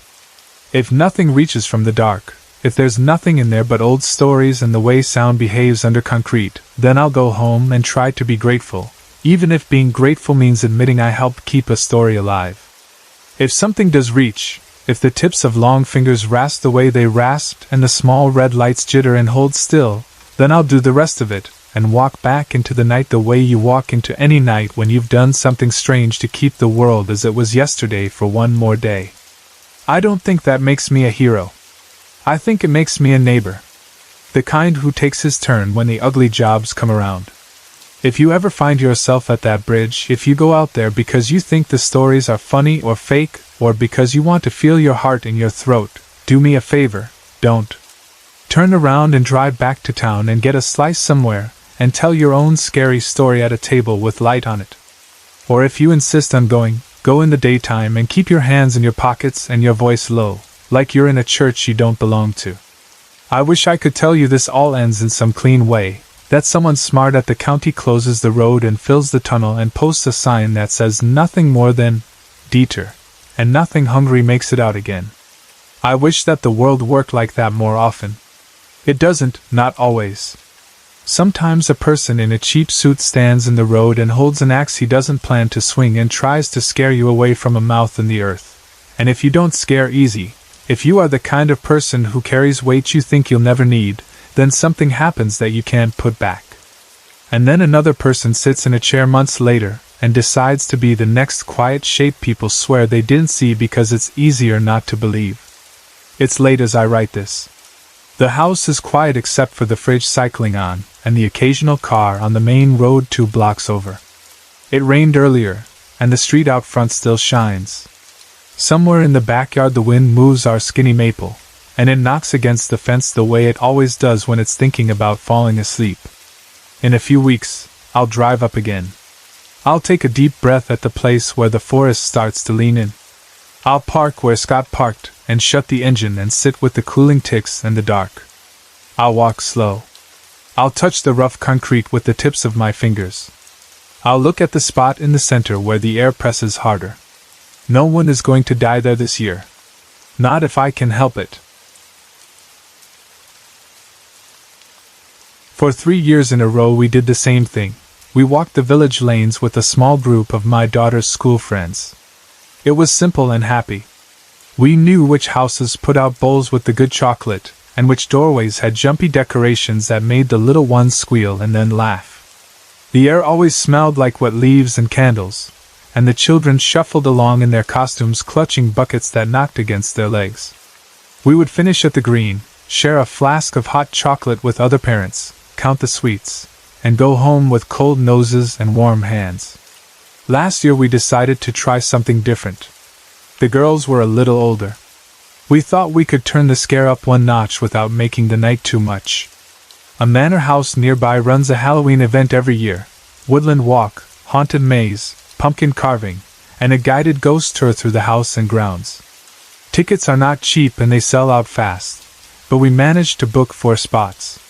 The plan felt fun and a tiny bit brave, the way autumn sometimes asks you to be. By 5 o'clock the sky was already black. Wind drove hard rain across the road, and the wipers beat a steady rhythm as we left the main road for a smaller lane. A low stone gatehouse came into view, squatting at the top of a narrow rise. Carved gargoyles watched from either side of the old arch. Beyond them, iron spikes ran along a fence that looked more like a warning than a welcome. The lane bent into shadow. Tall trees crowded close and reached over, and the car passed under their wet branches like a boat moving into a cave. The girls went quiet in the back seat. They had chattered the entire way about costumes and sweets, and who might jump out shouting, "Boo!" But the hush of the woods closed over them. I glanced at them in the rearview mirror and gave a small smile that I hoped was steady. My wife squeezed my hand where it rested on the gear stick. We could change our minds, we both knew that, turn around and join the village crowd, the familiar route. But we didn't. We rolled on. Scarecrows had been set along the verge, one every few yards. Each had a carved pumpkin for a head, eyes and mouths cut in different shapes from sly to savage. The candles inside them threw restless light. In a shop window, a jack-o'-lantern is only a sign for sweets and a good-natured fright. Out here, on a Yorkshire hillside with mist curling low over the soil, they felt ancient. Their faces seemed to shift as the car moved, and the shadows carved by their light swung and lengthened. It was theater, I know that, and very well done. But I felt that old, human stutter in the chest, the one that says, even if you know the trick, the night is still the night. The weather changed as we left the cover of the trees. The wind stopped as if a hand had closed over it. Fog rose from the ground, thick and quiet, the kind that smooths the edges of everything and makes faraway things look like paper cutouts. The manor stood on its hill with the land falling away from it. It was grey stone, high windows, sharp roof lines, and a lonely sort of grace. It had the look of a house that had watched too long and learned too much. When we reached the parking field, the mood lifted. The place glowed with the warm light of hundreds of pumpkins. Strings of bulbs ran from stall to stall. People in costumes drifted by in clusters, witches with soft hats drooping in the damp, pirates with cardboard swords, little skeletons who stopped to tug at the sleeves of older vampires and point at the hog roast. Smoke rose sweet from the food stands, pulling cinnamon and meat and sugar into the fog and making it friendly. We blended in. I'm a traditionalist about Halloween, so I wore my usual torn shirt, ripped trousers that had become too snug anyway, and a generous amount of fake blood. My girls have their own minds. One chose a red devil dress with black lace, and the other wore an Elsa costume with a face paint skeleton mouth and flowers around her eyes. If the mix looked odd, they didn't care. They were proud of themselves, and that is the point of any costume. It was worth the ticket price. The girls carved pumpkins with concentration, tongues peeking out while they scooped and cut. The haunted maze made them shriek and laugh, and even my wife jumped when a pair of hands slid out from behind straw bales and clapped together. We ate hot roast pork and soft rolls and shared baked apples drizzled with syrup. Music played somewhere. Volunteers in cloaks and paint kept things moving with easy jokes and a steady eye on the little ones. By the time of the ghost tour, the fog had thickened like breath on glass. We joined the group outside the main door. The guide wore sober black with a simple cloak and a lantern in hand. I expected something hammy and loud, but the acting was careful, almost gentle. The stories were told in low voices with pauses that let the silence speak. They talked of the house's long past, murders, betrayals, and a suicide that left a print on the stone that no one could scrub away. It was theater again, yet something about the place and the night made it feel like the walls were listening as well. We moved from room to room and then out into the yard. Lanterns lined the gravel walk. The guide held the light high and told us about a small cottage at the edge of the grounds where a man had met his end by rope, and where, it was said, visitors sometimes felt a cold hand brush their necks. The crowd laughed in the way crowds do when they want to prove they're relaxed. That was when my eldest tugged my sleeve and whispered words that stop a parent cold on any outing. "Daddy, I need a poo?" Not, "I need the toilet." Not, "I might need to go soon." No. A clear, urgent declaration. The house was behind us, the woods ahead, the group moving on between. Going back through the rooms in the opposite direction would take time. With a look and a head tilt, my wife and I agreed without speaking. We stepped off the path and into a narrow belt of trees. The thicket closed around us after only a few steps. Branches had grown together into an untidy roof. Wet leaves brushed our arms. My phone torch made a pale circle on the mud at our feet and picked out roots and stones. I held my daughter's hand and kept my voice calm. "We'll be quick. We'll catch up. It's fine." These are things you say for the child and for yourself. We found a small hollow behind a cluster of shrubs. I turned my back and held the torch and the wipes and the little bag, and my daughter did what she needed to do. Parenting is never glamorous. It is also, sometimes, very funny. We both try not to giggle at the ridiculousness of it. There in the fog, the lights of the tour moving further away on the path, and us busy with our very ordinary business. We cleaned up, and I told her what all parents tell their small children at times like that. "Wet wipes are our best friends." She rolled her eyes in the practiced way of a 7-year-old. We were about to step back toward the path when I heard crying. It was faint but close. I turned the torch and listened again. It wasn't the wind. It wasn't the show. It was a small sound, breathy and low, and it came from a little further into the trees. I took my daughter's hand again and squeezed. "Let's just see what that is, in case someone needs help." She nodded, trusting. Children often do, and the weight of that trust is the heaviest thing you will ever carry. The crying led us through a short, tight run of hawthorn. The branches rubbed their little thorns along my sleeve. We came out beside part of an old stone wall that made a small square. An iron gate hung on one twisted hinge. The metal was black with age and slick with damp. I pushed it gently, and its chain sighed. It was a family plot, I guessed, one corner of ground set aside long ago for a line of names. The tombstones leaned at uneasy angles, tilted by years of frost and roots. Mist lay over the grass like a thin blanket and ran in small streams over the tops of my shoes. Near the far wall was a plain stone without an inscription. Behind it, half hidden, was a small shape. "Hello?" I said, keeping my voice soft. "Are you all right?" The figure turned. It was a little girl, about the size of my own. Her costume looked like a child's outfit from a different time, coat, dress, and tights in a simple cut, the sort you see in old photographs. The makeup was detailed. Her skin was pale as chalk. Dark rings circled her eyes. 2 red tracks ran down from each eye as if she had been crying blood. A line of painted red slashed her throat, and the fake cut was so well done that I felt a small jump in my stomach even though I knew it was makeup and part of the show. She didn't answer. "Are your mom or dad here?" I asked. No reply. She looked down again, and a strand of hair slid over her cheek. "I can help you find them," I said. "What's your name?" She lifted her head just enough that I could see the wristband around her arm. All of us had been given one at the entrance. There was a space for a parent's phone number. "May I look?" I asked. "Just so I can call?" She held her arm out.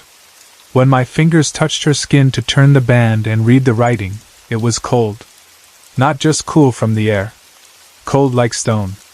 I took off my jacket and wrapped it around her shoulders without thinking. "There we are," I said, half to keep my tone calm and half to warm her with words if the jacket couldn't. The number on the band was a landline. That worried me. It meant someone would need to be at home to answer, and if her grown-ups were here tonight I might only be calling an empty house. Still, it was what I had. I dialed. The phone rang 3 times and clicked. A dry voice answered, an older man's. The line was bad. "Hello?" he said, and I had to press my finger in my other ear to hear him. "Sorry," I said, careful and clear. "Have I reached 01936416428? I wanted to make sure I was speaking to the right person before I said anything about the child. "Pardon?" His voice cracked. "Can you speak up?" I repeated the number. He confirmed it, slow as if he was reading it off a card.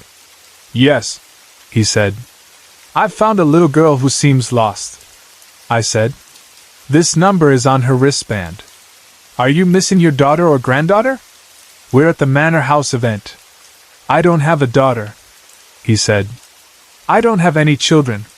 The words sounded practiced, like something he'd said many times.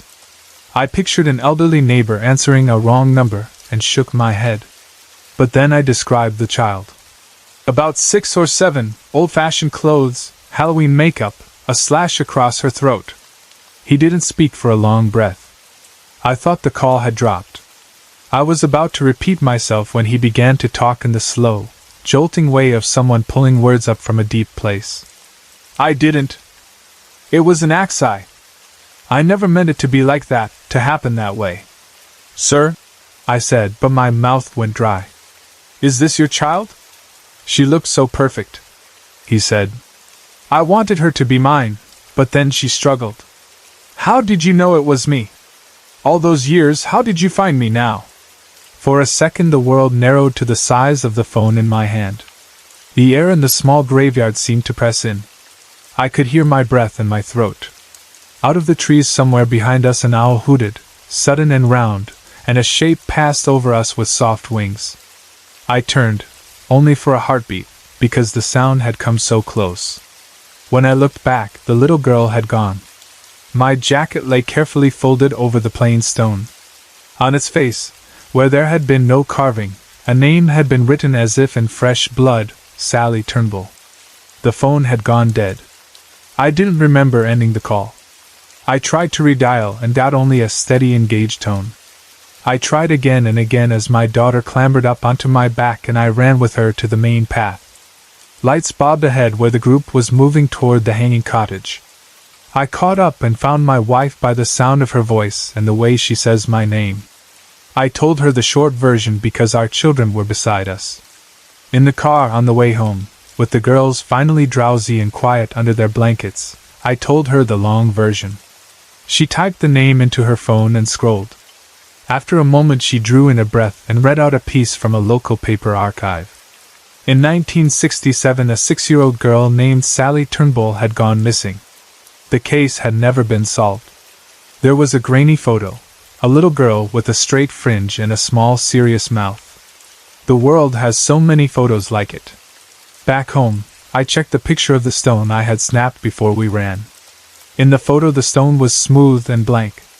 No name. No red. No sign that anything had been there but my jacket. I zoomed in until the pixels showed themselves. Nothing changed. My wife said that maybe the light had played a trick. She said maybe I had imagined the letters.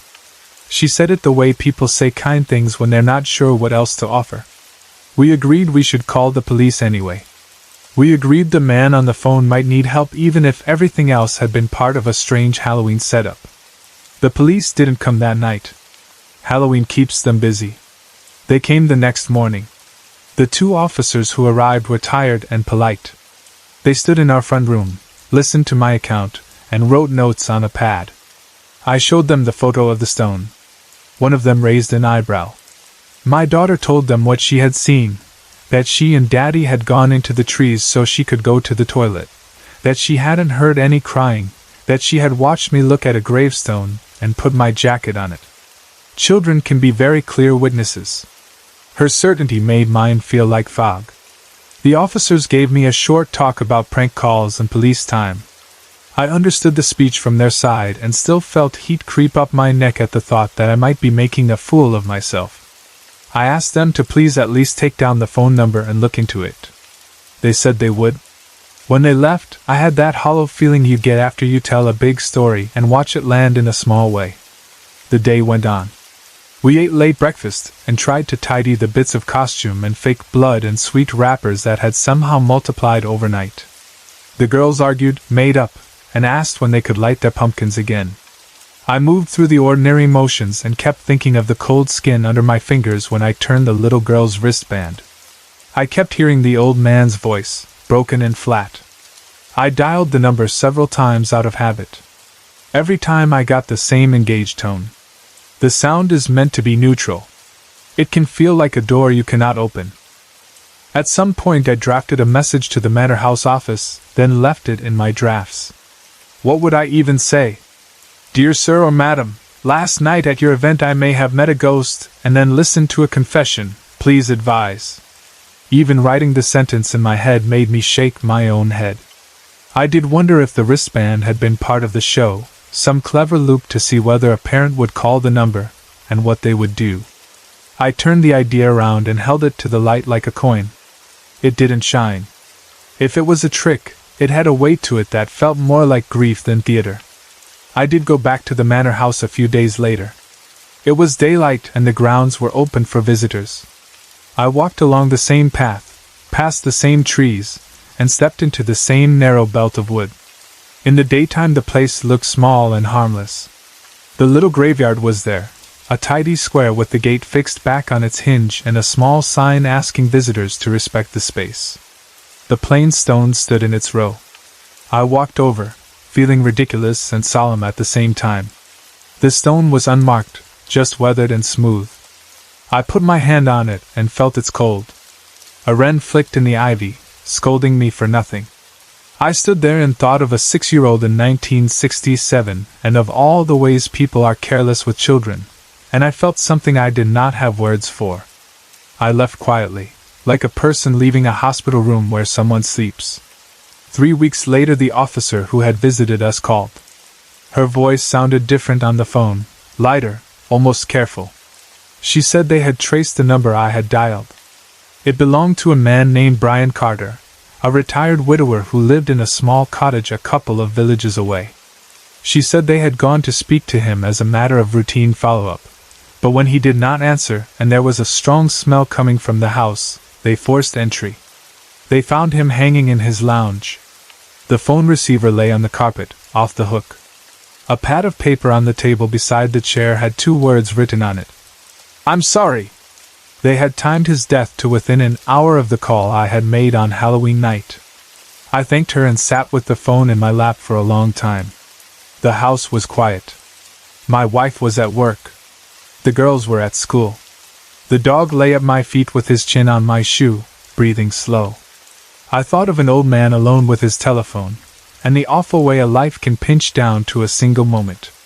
I thought of the word, accident, and all the ways it is used to soften the edges of something that is sharp. I thought of a little girl in a simple dress, with hair that needed brushing, looking down at the mud at her feet. There are explanations that make sense and explanations that feel true. Sometimes they are the same. Sometimes they are not. Perhaps I saw what I needed to see because I was in a place designed to make me see things. Perhaps I misheard a confused stranger and stitched his words into a shape that fit a story I had just been told on a foggy night. Perhaps a costume and a fog machine and an owl and a tired father and a wristband in coincidence made a knot, and I called it fate. Maybe. Or perhaps the veil people talk about at this time of year does thin, and sometimes something reaches through with a cold hand, not to harm, but to point. I do not know why the child showed herself to me and not to my daughter.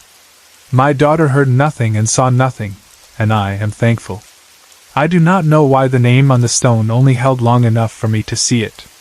I do not know why a number on a plastic band led to a cottage where a man tied a rope and wrote 2 words. I know only that I wish we had never changed our Halloween routine, and I know that wishing will not change a thing. We went back to the village the next year. We walked the lanes in the early dark. The girls were taller and louder. They rang old doorbells and said please and thank you with their painted faces. We ended at the green with hot drinks and laughter. I stood there with my hands around a paper cup and watched the steam slide away into the night. Somewhere out there was a house on a hill and a small square of stones. Somewhere a number was disconnected and a phone sat quiet on a table next to a pad with 2 words. Somewhere a line had been crossed long ago, and whatever justice is left for such things is small and slow and late. Sometimes now, when we pass a place like that manor in the car, I watch the fog sit low over the ground and think about all the things that hang in the air that we do not see. It's not a lesson, not a warning I can give and be done with it. It is only this: a child can disappear into a story and never come back, and a man can disappear into a lie and never come back. And sometimes, for a breath, the story and the lie meet and make a narrow bridge. I think we crossed one that night, my daughter and I, and stepped back without falling. I am grateful. I am uneasy. I am not sure either of those feelings will ever leave. I still have the jacket from that night. It smells faintly of smoke from the food stands even after washing, or perhaps that is only my mind hanging on. I found a small, brown leaf in the pocket months later, dry as paper. I keep it in the back of a drawer. It means nothing and, to me, it means everything. Some things you save because you have to touch proof now and then. Proof of what I can't say. Proof that it happened. Proof that I stood in a foggy square and felt the cold touch of a child's wrist. If you go to a Halloween attraction and the path leads you near a line of trees, and your child tugs your sleeve and whispers that they need the toilet right now, you will do what all parents do. You will step off the path and make the best of it with wipes and jokes and a torch held between your teeth. You might hear something. You might not. You might see a small, still figure behind a stone. You might not. If you do, be gentle. Wrap your coat around small shoulders. Ask a name. If you dial a number and an old voice answers, listen. You don't have to believe. You don't have to understand. Just listen. We did not become different people because of that night. We still argue about bedtime, and we still forget bills, and we still buy too many apples and watch them go soft in the big bowl by the door. Life goes on. It always does. But when I see a pumpkin face flicker on a wall now, I think less about sweets and more about the way light carves out a space in the dark, and how the dark leans right up to the edge of it and waits. I watch my children move in that circle of light, and I make it as bright as I can. I do not pretend the dark is not there. I stand with them and hold my lantern and tell them to stay near and say please and thank you and take only 2 sweets, and I hope that is enough. Maybe this is all the ending there is. A foggy night. A small graveyard. A name that appears and vanishes. A phone that rings and then does not. A man who says he is sorry, far too late. A father who cannot forget the feel of cold skin under his fingers and the weight of a jacket on a stone. A child who runs ahead on a village green, laughing, because she never saw what her father did, and that is a mercy. I do not tell this story for a jump or a gasp. I don't even tell it for proof. I tell it because sometimes the past puts out a hand and touches the present, and the touch is cold enough to keep you awake. On such nights, I sit by the window and watch our quiet street, and I think of a little girl in the fog and the word sorry written in a shaking hand, and I hold my daughters a bit tighter the next morning when they barrel down the stairs, already bickering about who gets the first toast. I say, "You can both have the first toast." And they roll their eyes and tell me that's not how toast works, and the world is ordinary again. But when Halloween comes round, and the pumpkins line the steps and the candles snap and hiss in their shells, I light them with care and stand back. The faces glow, and the shadows lift behind them like long coats shrugged off and thrown across the ground. Somewhere on a hill, a house watches. Somewhere in a file, a photo fades. Somewhere in a little square of earth, a stone stands smooth and nameless in the morning sun. And in my pocket, the old leaf turns to lace. I've always loved Halloween. It's our family's favorite night of the year, the one holiday where we're all on the same page. Scary movies, costumes, candy, the whole thing. My parents got me into horror when I was little, and when my brother Jamie came along 10 years after me, I passed it on to him. We carved pumpkins, we set up a fake graveyard in the yard, we watched marathons of slashers and ghost stories. It was safe and fun and predictable, which is exactly how my parents liked it. And most years, I liked it that way too. But by my senior year I wanted something different. I was 17, turning 18 in February, and still the quiet girl with glasses, top grades, and 0 party stories. Guys didn't notice me much at Stanwick High. The other girls called me too smart, or too weird, which is a nice way of saying I didn't fit in. So most Halloweens I tagged along with my family and played the good big sister. Not a bad life. Just not the one I wanted every single year. Part of me wanted a movie version of Halloween. Costumes, music, making out in the dark, the thrill of doing something I probably shouldn't. This year it looked like I might get it. Halloween landed on a Friday, which made the whole town buzz. And for the first time in a long time, I actually had a boyfriend. David had moved to Stanwick over the summer. He had long brown hair, bright blue eyes, band t-shirts, and that shy way of talking that made you lean closer. He liked the same films I did. We traded playlists, we studied together, and he told me I was pretty in a way that didn't feel fake. He even sat through my mom's questions and my dad's warnings and let Jamie show him every plastic skull we owned. The only problem, either set of parents ever gave us time alone. His folks were strict, mine were worse. So when my parents said they'd take Jamie trick-or-treating and I could stay home, it felt like the one door we needed finally opened. They always left at 7 and came back close to midnight. David was working late, helping his dad run a thrift shop haunted house, but we had a plan. They'd leave at 7. He'd show up at 7:30. We'd have the house to ourselves.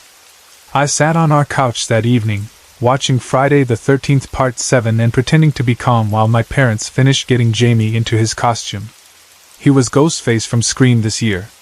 The mask was a little too big for him and kept tilting down over his eyes. He didn't care, he loved it. The living room looked like a seasonal store exploded, fake bones, a giant rat, a motion sensor ghost in the corner that moaned whenever someone clapped too loud, and bowls of candy everywhere. Outside, the front yard glowed with jack-o'-lanterns and foam tombstones. We live out in the country, so our decorations were for us, not for trick-or-treaters. If anything, the trees and darkness made everything feel more haunted. My phone buzzed. "David, you ready?" I texted back. "They're about to leave." 7:30. His reply came fast. "For sure." I followed my family to the door to say goodbye. Cold air rushed in when Dad opened it. For a second I thought about going with them like every other year, but then my phone vibrated again and the thought passed. I hugged Mom, kissed Dad on the cheek, and lifted Jamie's mask to kiss his forehead. "Get extra candy," I told him. "For both of us." He pumped his fist. "I will," Dad's phone blurted. "Don't fear the Reaper," which made Mom jump and spill a little wine from her travel mug. Dad grinned as he silenced it. 7 o'clock, he said, more to himself than to us. "Let's roll." They waved and headed down the steps, a little parade of red tail lights and plastic robes and a playlist full of 70s rock. The house shrank without them. I locked the door and dropped onto the couch. The sudden quiet made the movie soundtrack feel louder than it should. My eyes kept drifting to the front windows. Nothing but darkness out there, just our pumpkins and the black beyond the trees. My phone rang. "David." "Hey, babe," I said, smiling. "I'm running a little late," he said, voice low, like he was half whispering into the phone. I heard noise behind him, music, people shouting, something getting dragged. "Dad needs me here till 8. You said 7:30? I know. 8:30 at the latest. I promise." 8:30, I repeated, pretending it didn't bug me as much as it did. "At the latest," he said again, like saying it twice made it true. "I'll make it up to you." I wanted to be mad, but then he said he loved me and the annoyance slid off. We hung up, and I put on Halloween, The Curse of Michael Myers to kill time. I told myself it was fine. We'd still have hours. I tore through too much candy corn. I checked my phone too often. His texts kept coming. "Almost done. 5 minutes. Soon." The time kept creeping. 8:30 turned to 8:45. Then 9. Then, "I'll be there soon," which is basically a shrug in text form. I kept glancing at the front window. Our place really is in the middle of nowhere. No neighbors within shouting distance, no random kids walking up the drive. The decorations that looked cute earlier started to feel like shadows with faces. The motion sensor ghost sat still in the corner, its red eyes dead and glassy in the dim. The house ticked and sighed. I almost texted my parents just to hear back and feel normal, but I pictured Jamie racing from porch to porch and Mom laughing at him and Dad picking songs in the car, and I let them have their night. I was about to start Halloween age 20 when I heard something. It was faint, just a soft scraping, like someone nudging a box across concrete. Then a dull bump. It came from the hallway side of the house, not the front door. I muted the TV. The noise stopped. I stood there listening and felt a little foolish, like the movie was creeping into real life. Then I heard it again, a little clearer this time. A drag, a bump, a muffled sound that could have been a voice or could have been house noise if you wanted to believe it. The sound seemed to come from behind the basement door. My phone rang again. I startled so hard I almost dropped it. "I just pulled up," David said when I answered, and everything in my body relaxed at once. I opened the door and there he was, standing on the porch in a greasy mechanic's jumpsuit spattered with dark red and a plastic werewolf mask. He pulled the mask off with a laugh and held up a bottle of wine like a prize. "Stole this from Dad," he said. I took it, amused in spite of myself. "Fancy. I'm sorry I'm late," he said, He was sweating, hair damp, face flushed from the cold and the rush. "It's crazy over there." "You're here now," I said, and that was all I cared about. We dimmed the lights, poured wine into mismatched glasses, and started H20. He kept the jumpsuit on and I kept teasing him about it. We reached for each other at the same time, and the making out started slow and shy, then got bolder. For a few minutes there was nothing in the world but the couch and his hands and the TV's flicker on the ceiling. A sudden scrape cut through it, sharp enough to feel like a tap on the shoulder. I pulled back and stared toward the hallway. The room went so quiet I could hear the click of the motion sensor ghost's motor even though it hadn't moved. Another bump came from the same direction, like something rolled and hit a wall. "Did you hear that?" I asked. He froze, listening. "I don't." Another bump, a little louder, and he swallowed. "Okay. I hear it. It's the basement," I said. He stood, wiping his palms on his pants like he'd been caught doing something wrong. "I'll go check." "Don't," I said too fast. "Just don't be stupid. It's probably nothing." He tried to smile. "We've been watching killers for 2 hours. Then let me come with you." He shook his head. "I'll be right back. Promise." On his way past the kitchen he grabbed my mom's butcher knife from the counter, the same knife we'd used to cut the pizza earlier. He looked back at me at the basement door. "I love you," he said. "I love you too," I said, hating how small my voice sounded, and he went down into the dim silence. Not even a footstep. I stood listening until my pulse in my ears drowned everything else. I tried calling Dad just to hear a familiar voice. The phone rang and rang. No answer. I stared at the black rectangle of the basement door. Then a crash banged up from below, like a shelf tipping and slamming to the floor. The motion sensor ghost jerked to life and moaned, its red eyes glaring, its plastic sheet rocking on a wire. I flinched and pressed my back to the wall. "David?" I called, but nothing came back.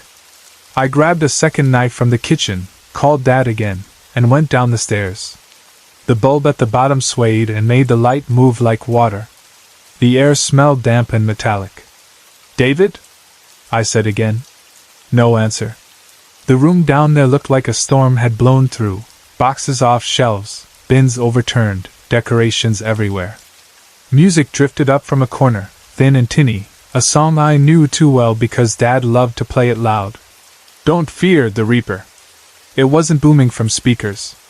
It was coming from a phone. I followed the glow and picked it up.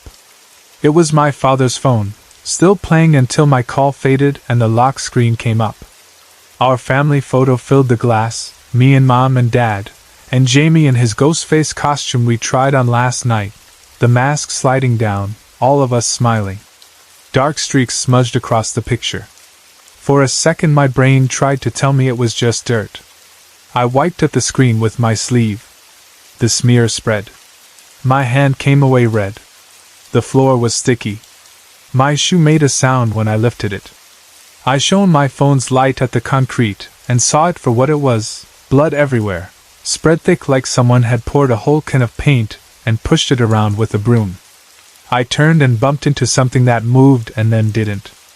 I spun the light that way and saw my father taped to a chair, chin on his chest, shirt soaked, throat cut. His eyes were open. He was not a prop. He was not a prank. He was my dad. "Dad," I said, and the word came out like it hurt. I stumbled to him, and my light swept past another shape. My mother, tied up beside him, was slumped over. Her shirt was torn and bloody, her face cut in jagged lines like someone had tried to make a mask out of her skin. I could see the marks where her shoes had scraped through the mess on the floor when she tried to stand. I turned and saw a smaller shape that I knew before the light even reached it. Jamie lay on his side, still wearing his ghostface robe, taped up just like the others. His mask was gone. His eyes were closed. There was a dark circle over his chest where the blood had soaked deepest. For a second I saw the kid bouncing on our porch. Then I saw only what was in front of me and folded against the nearest shelf because my legs wouldn't hold me. I don't know how long I cried. I only know the sound of a step behind me made something hard click into place in my head. I turned with the knife up. David stepped out from behind the shelf with a soft smile, holding the butcher knife I'd handed him upstairs. The blade was slick with fresh red. "Happy Halloween," he said in that same low voice he used when he whispered to me in the hallway at school. I stared at his clothes. The stains weren't the old, dark stuff from the haunted house anymore. They were wet and shiny. My mind tried to come up with any explanation but the obvious one. None came. "Don't be scared," he said, and touched the flat of the knife to my cheek. The blood on it was warm. "It's our night, Cass." He pulled a white mask from behind his back and slipped it on. It was the ghost face mask, Jamie's style. In the swinging light it looked too white, the black eyes too deep. He lifted the knife like he was about to carve a pumpkin. I didn't think. I did the thing every girl in every scary movie dreams she'll do if the moment comes. I drove my knee up between his legs as hard as I could. He let out a sound that was more animal than human and folded. The knife scraped out of his hand and clattered across the concrete. I didn't run. I didn't give him a second to breathe. My phone was still in my hand. I smashed it into the side of the mask, once, twice, until he went over onto his back with a splash. I grabbed the butcher knife, and when he jerked up, I pushed the blade straight into the open mouth of the mask. It slid in with resistance, and then gave. He twitched and went still. The knife stood out of the white face like a handle. I sat down hard, because my legs wouldn't work, and I covered my face with my hands and tried not to be in that room. I remember the bulb swinging. I remember the hum in my ears. I remember not wanting to open my eyes again because I knew what I would see. The police came. Someone must have called them. Maybe a neighbor heard something far off in the trees. Maybe Mom or Dad managed a call I never heard. Maybe I did and don't remember hitting send. The officers pulled me up the stairs and wrapped a blanket around me and asked a lot of questions I barely understood. They brought more people and more lights. They took David away with the knife still jutting from the mask. They moved around our yard in beams and shadows until it looked like a film set. Later they told me what they knew and what they thought. David had been unraveling for weeks, maybe months. He'd helped his dad at the haunted house and attacked people there earlier that night, 2 in the lot, 1 inside, 1 out back, before leaving the scene. They think he followed my family when they left trick-or-treating and forced them into the car or met them at our place somehow. They think he staged things downstairs over time, which explained the shuffling and bumps I'd heard. They said people would blame horror movies or blame the holiday, because that's easy. I told them the movies weren't the reason. The reason was David. People tried to tell me I was lucky. They said if I'd gone with my family, I'd be dead too. They said staying home saved me. That's not what it feels like. I can't stop replaying the night, the moments where I could have made a different choice. When I first heard the sound in the hallway and ignored it. When I waited for a text instead of calling. When I handed David the knife and let him go down those steps alone.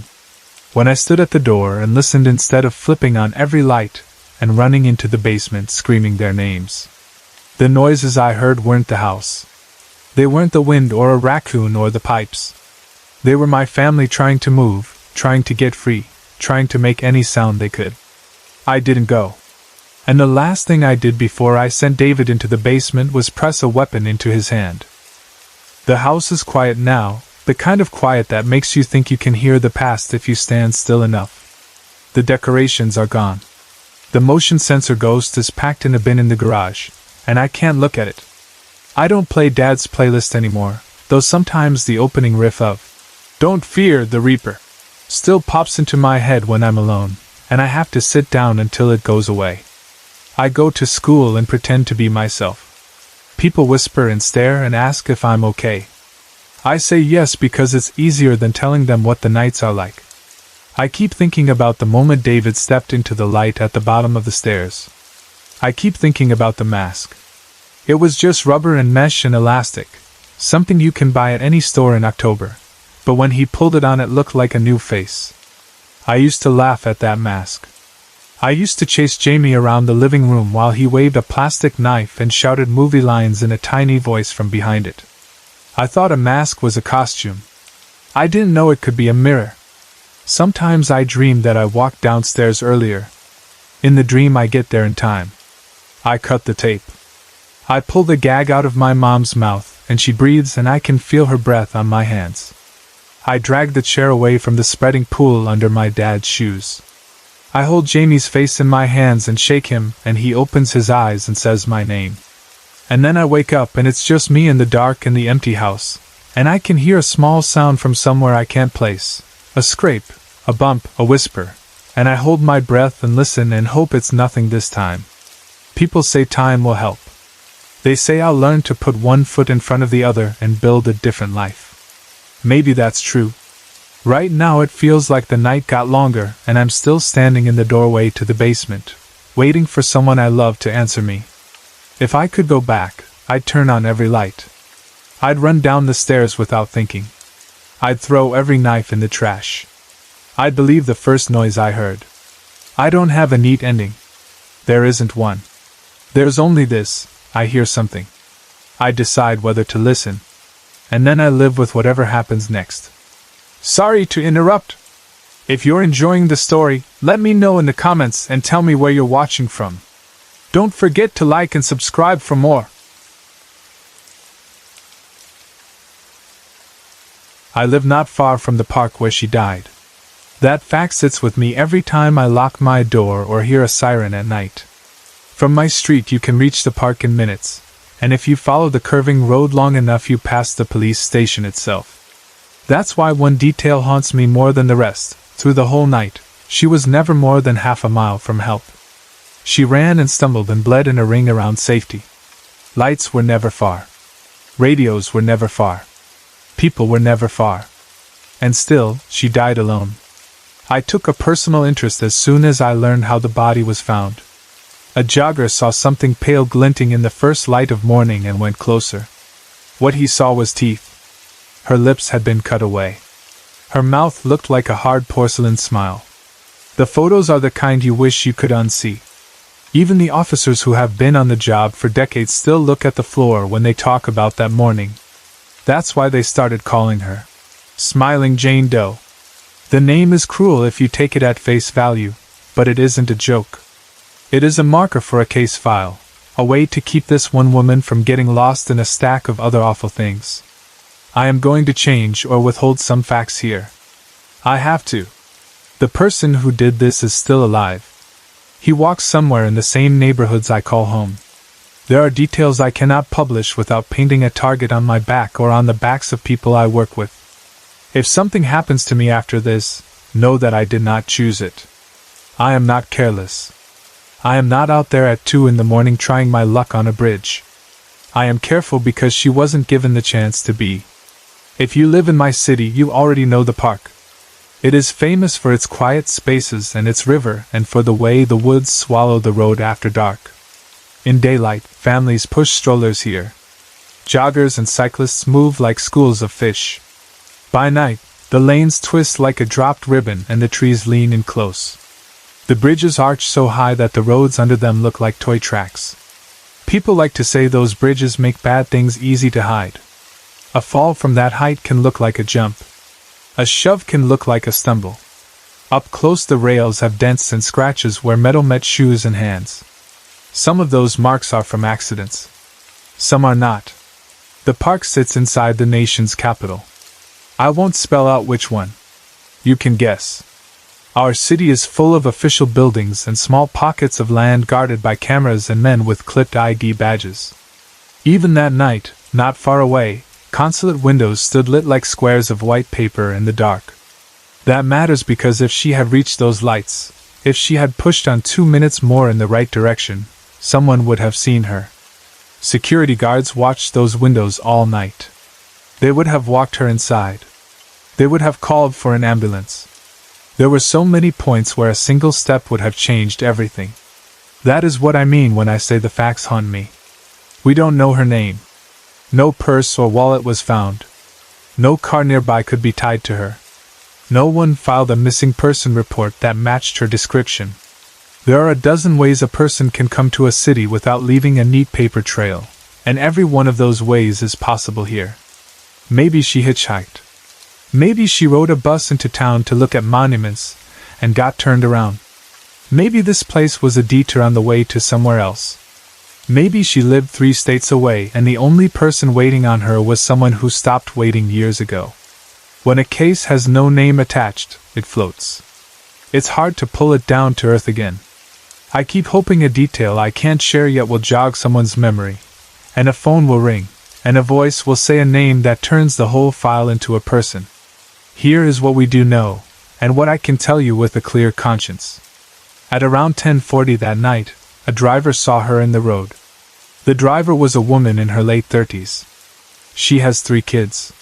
She told the officers the same thing she told me later. She barely saw the figure until she was almost on top of her. The road bends there, and the street lights are far apart. The woman had to swerve. She kept going. If you want to judge her for that, I can't stop you, but I won't join in. We live in a city where a stopped car with a lone woman inside is an easy target. Carjackings start with a wave for help. Now and then they start with a woman pretending to need help. The driver in this case did the thing that kept her children's mother alive. She stayed in motion. Behind her, in the taillights, the figure in the road turned and ran for the trees. After the fact, we could trace where she crossed the pavement by the blood drops that moved from line to shoulder, and then into brush. She was already hurt. We don't know if it was a knife at that point or fists, or the ground under her feet. The blood pattern says the damage wasn't dramatic yet. It was a start. Sometimes that is enough. Once she left the asphalt, the city disappeared. You can stand on those paths at night and see light in slivers, but you cannot get your bearings from slivers. The trees all look the same in the dark. Paths backtrack and split. She pressed through leaves and branches, following the shape of the land, not a plan. She could have kept going in a straight line and reached the cluster of buildings where men with radios would have stepped outside at the first shout. At some point she turned instead. This is not a failure. It is human. When you feel a person on your heels, you do not think in circles. You think in bursts. You drop down a slope. You duck behind a trunk. You double back. The whole night is full of these turns, each one closing a door you would swear was opened 3 seconds before. She reached one of the bridges. These are long stretches of concrete with iron rails. They look strong even when the night makes everything else look thin. We found bloody shoe prints on the top of the rail. That means she climbed. That means she stood with a foot on the narrow metal and a hand on the bar. Maybe she wanted to jump. Maybe she only wanted to see what came next. People at the edge are often hoping for both things at once, escape and proof that they can still choose. She did not jump.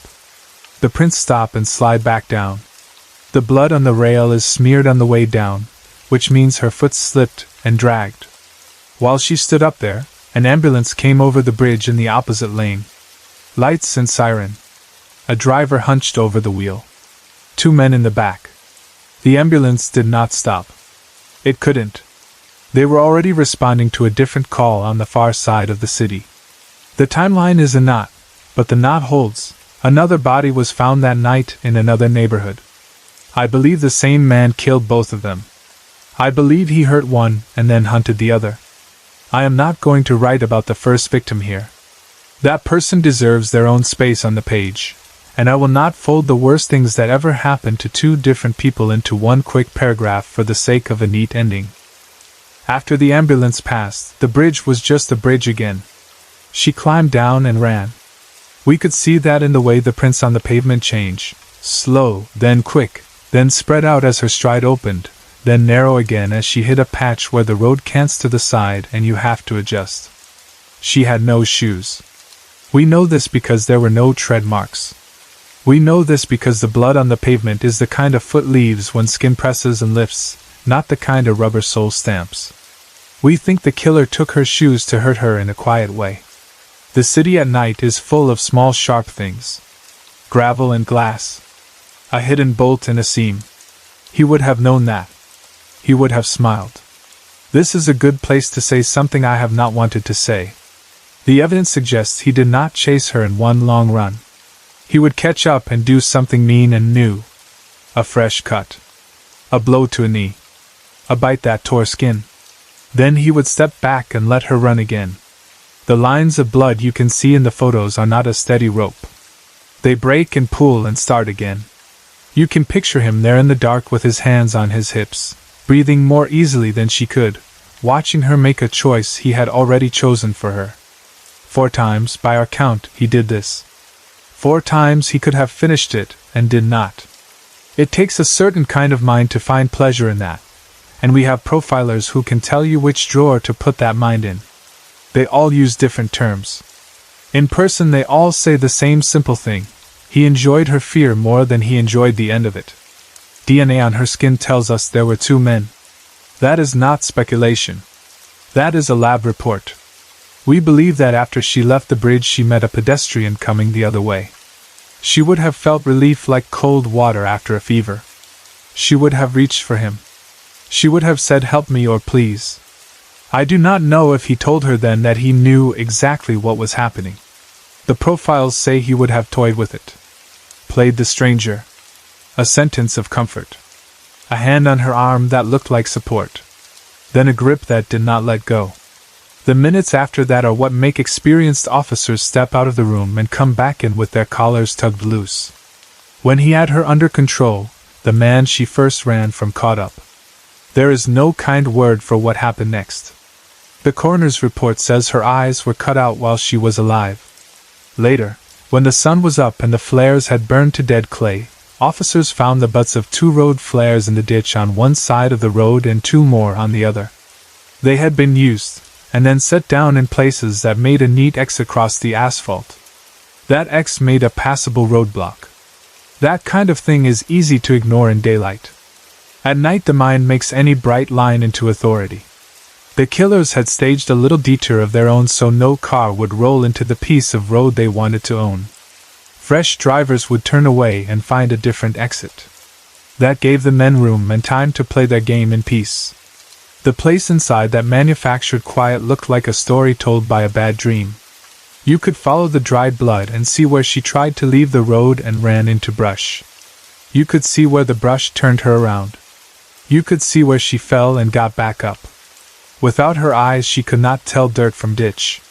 She could hear the hum of the city in every direction, and could not pick the one direction that would bring her to a person who would stop and say her name. The men would push her back into the lane whenever she found a seam. A hand from the dark on a shoulder. A shove. A laugh. It did not take strength to keep her inside their ring. It took patience. They had that in plenty. I have tried to imagine what the last hour of her life looked like, and I can only do it in flashes. I was not there. I have only charts and lines and photographs and a blue folder on my desk. But some images do not need much help. A flare dying down to a dull red eye. The click and hiss when the first knife goes through a plastic jug of water, and someone drinks because he is thirsty from running. The sound bare feet make on warm pavement when the night has cooled but the road has not. The hiss of leaves when you brush your hand along a hedge to feel if it is a gap. The way a person says please when she has said it too many times and does not know where else to put it. If you think you would handle it with logic or grace, you are lying to yourself. This is not a test you can study for. There was one more kindness I asked the world for and did not get. I prayed that she bled out fast. I asked for the coroner to tell me that when skin was cut from her face, she felt nothing. The report says she was given something to keep her awake. It was not a hospital drug. It was cruder than that. It was enough. The effect would have been a thin, vivid line through the fog. Her mind would have known each moment as a separate moment and held it, sharp, the way a child holds a nettle. When I read that, I set the paper down on my desk and walked to the sink and let cold water run over the backs of my hands for no good reason at all. No one has claimed her. No sister or aunt or friend from work has called to ask if a scar on the left wrist appears in our photos, or if one ear was pierced higher than the other. No one has said she loved this song or hated that food or always wore her hair in the same braid on Sundays. You would think in a city this busy and a country this connected there would be someone who misses her. Maybe there is. Maybe the person who misses her lives in a small town where cops roll their eyes when you say big city, and where the bus stop is a long walk from the house.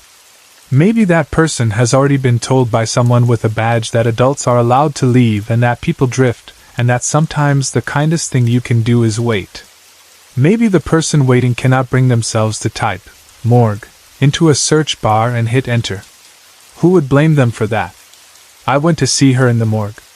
This is not something I needed to do to help the case. I did it because the file felt too light for what it contained. The room was cold and the cart was stainless steel, and there was a nurse with gentle hands who has seen more than most priests, and said less about all of it. I asked for a moment alone, and the nurse closed the door, and I stood and said out loud that I would do what I could. I do not know if that matters to a dead person. It matters to me to say it. I still say it each morning when I flip on the light over my desk and check if any new email has arrived in the night. I am not the only one working. There are detectives who won't let this one go stale even though other cases are louder. There are technicians who will run a test a third time if the first two come back muddy. There are men and women who walk the bridges on nights with the same weather because certain currents in the river below move wrong on certain days and make certain smells rise from the water, and those smells cling to certain kinds of cloth and not others. I am proud of them. I am not naive about how busy they are. This woman is not their only job. Some weeks she is barely on their list. That is why I write this. The dead have no way to tap a badge and ask for 5 more minutes. The living can ask for that. So I do. I am omitting certain things on purpose. The brand of the flares. The exact bend in the road where the driver swerved. The shape and color of a material found under one fingernail. Those are details I can confirm in an interview we will one day do with a man who says, "I killed her," because he wants to stop waking up at 3 a.m. shaking. Or with a man who says it because he wants to be close to what he admires. With a smart killer, the difference is small and ugly. The city has its share of both kinds. I also want to say something plain so it can sit on the page and be found later. I have no plans to hurt myself. I do not walk in that park at night. I do not lean on those rails. I do not pull over there for any reason. If I am found in that place, I did not go willingly. We all know how stories get told when a body is found in a spot with a history. The sentence, "It looks like a suicide," will try to get out of someone's mouth first because it clears work from the desk. Keep this paragraph. Keep reading it until it sticks. If I am found there, someone took me there. I am careful. I vary the route I drive home. I tell 2 people where I am going when I go anywhere new. I lock my door and check it twice when I am already in bed. I do all this not because I am afraid to live, but because I have looked down into a stainless steel drawer and seen what happens when a person who did everything else right had the worst luck you can have for too long. I will not make myself easy to remove. I also keep a note for her taped inside the top drawer of my desk. It is not sentimental. It is a list. It says, talk to the woman who drove past one more time. Ask about sounds, not just sights. Trace purchases of flares in the closest 4 stores and then 4 more. Walk the bridge with a measuring wheel and double-check the distance from the rail to the first dry blood drops after the climb down. Ask again at the consulates if any guard saw a shadow that night and dismissed it as a deer. Rerun the DNA mixture with a newer kit. Follow up on the hostel manager who said he saw a girl with bare feet 2 nights earlier. Get the video from the hallway, not just the lobby. Each time I cross one item off, I write another. This is how the living tell the dead, I am still here. There are nights when I drive the ring roads around the park and feel the same dizziness that must have taken her. The city breathes differently out there. The lanes curve and lift. The sound of traffic rises from one quarter and then another. You can trick yourself into thinking that a turn will lead you to something bright. Sometimes it does. Too often the bright thing is a false front, roadwork signs and a detour that sends you back the way you came. On some level, 2 men understood that fact well enough to build their own false front with 4 sticks of burning powder and a lie in their pockets. That night the lie held long enough. I hope someone recognizes her. Maybe it will be something small that does it. A basic shape of a face underneath the damage. A habit in the way she cut her hair that shows in spite of what was done. A mark on a shoulder blade where a kettle burned skin once. A birthmark that looks like a thumbprint left by a god with bad aim. Our city's morgue has a website with less than you'd want to see and more than you'd think you could stand. I look at it sometimes and hate that I do, but I also know this. Sometimes a click puts a name to a number. When that happens, a line on a whiteboard becomes a phone call to a family that gets to say goodbye with words that use the right name. That is a small victory. I will take small victories. There are people who will tell you this story is an argument for fear. They will say do not run at night, do not stop for anyone, do not look up when you hear an engine. I cannot live like that. I also cannot live the other way, which is to pretend nothing bad happens as long as you keep your chin up and your stride loose. What I can do is ask you to look at the shape of this night, and see how many times a person could have been saved by a tiny thing. A driver who wasn't already thinking of her own kids. A guard who took 2 steps past the edge of the lit area to see what the dark swallowed. A dispatcher who told a crew to detour because a woman's voice sounded wrong on a call from the park. None of those people failed here, but all of them existed nearby. Next time, let it be different because one person chooses to lean toward trouble instead of away. If the man who did this reads this, here is what I want to say to him. You built an arena out of a public road and a lie. You cut away the parts of a face that tell the world what a person feels. You took someone's last hour and stretched it because you wanted to stand in it longer. You think that makes you powerful. It makes you small. You did not force the city to bend to your will. You ran in circles around a blind woman and pushed her back when she found a hedge. You are not a hunter. You are not even brave. You are a man who likes to play with pain where no one can see you. The seeing is coming. There are lab results and errand receipts and a box of flares sold to someone who will remember the way you smelled or the way your hands shook when you counted out cash. There is a second man who will be more afraid of prison than he is loyal to you. There is a moment in your future when your name will sit on a line beside hers in a file cabinet, and the line under it will say, "Arrested." I want that line. I end with the same promise I started with. I will not put myself in easy harm's way. I am not going to meet you in the dark and give you a chance to make your game neat. If someone says I did, they are wrong. If someone shrugs and says that park has a reputation and people do wild things, do not let that end the conversation. Say my name. Say hers. Say that reputation is why killers go there, not why good people end there. By the grace of God, by the grind of ordinary work, by the stubbornness of strangers who refuse to forget a woman no one can name, may we give smiling Jane Doe what she did not get on that road, help that arrives on time. May we find the man who did this. May he lose the one thing he wanted to keep, his freedom to choose the hour when someone else dies. And may she, at last, be called by the name she walked the world with, and be mourned by people who loved her before any of this, and be remembered for more than the awful smile the knife left behind. Most towns have a place where the doors stay quiet, the air smells like paper and glue, and the light falls in soft pools over tables. That place is the library. I grew up inside that hush. When other kids were learning to ride bikes without training wheels, I was learning the aisles, history first, then science, then fantasy at the back where the shelves were a little crooked and the carpet held onto the dust. I loved how a book could pull a whole world through a thin slot in the day and set it down in front of me. I loved that the rules were simple and kind. Turn the pages with clean hands, use a scrap of paper to save your place, bring back what you borrow. I learned those rules from people who spoke softly and wore cardigans heavy with pens. They could find a book without looking it up. They remembered faces and overdue fees and who liked what. They never scolded me for reading in the corner until the light on the ceiling clicked off and my mother's headlights slid across the windows. They would find me with a flashlight and say, "Time to go, sweetheart," in a voice that made leaving feel like finishing a chapter. I respected them the way other kids respected coaches.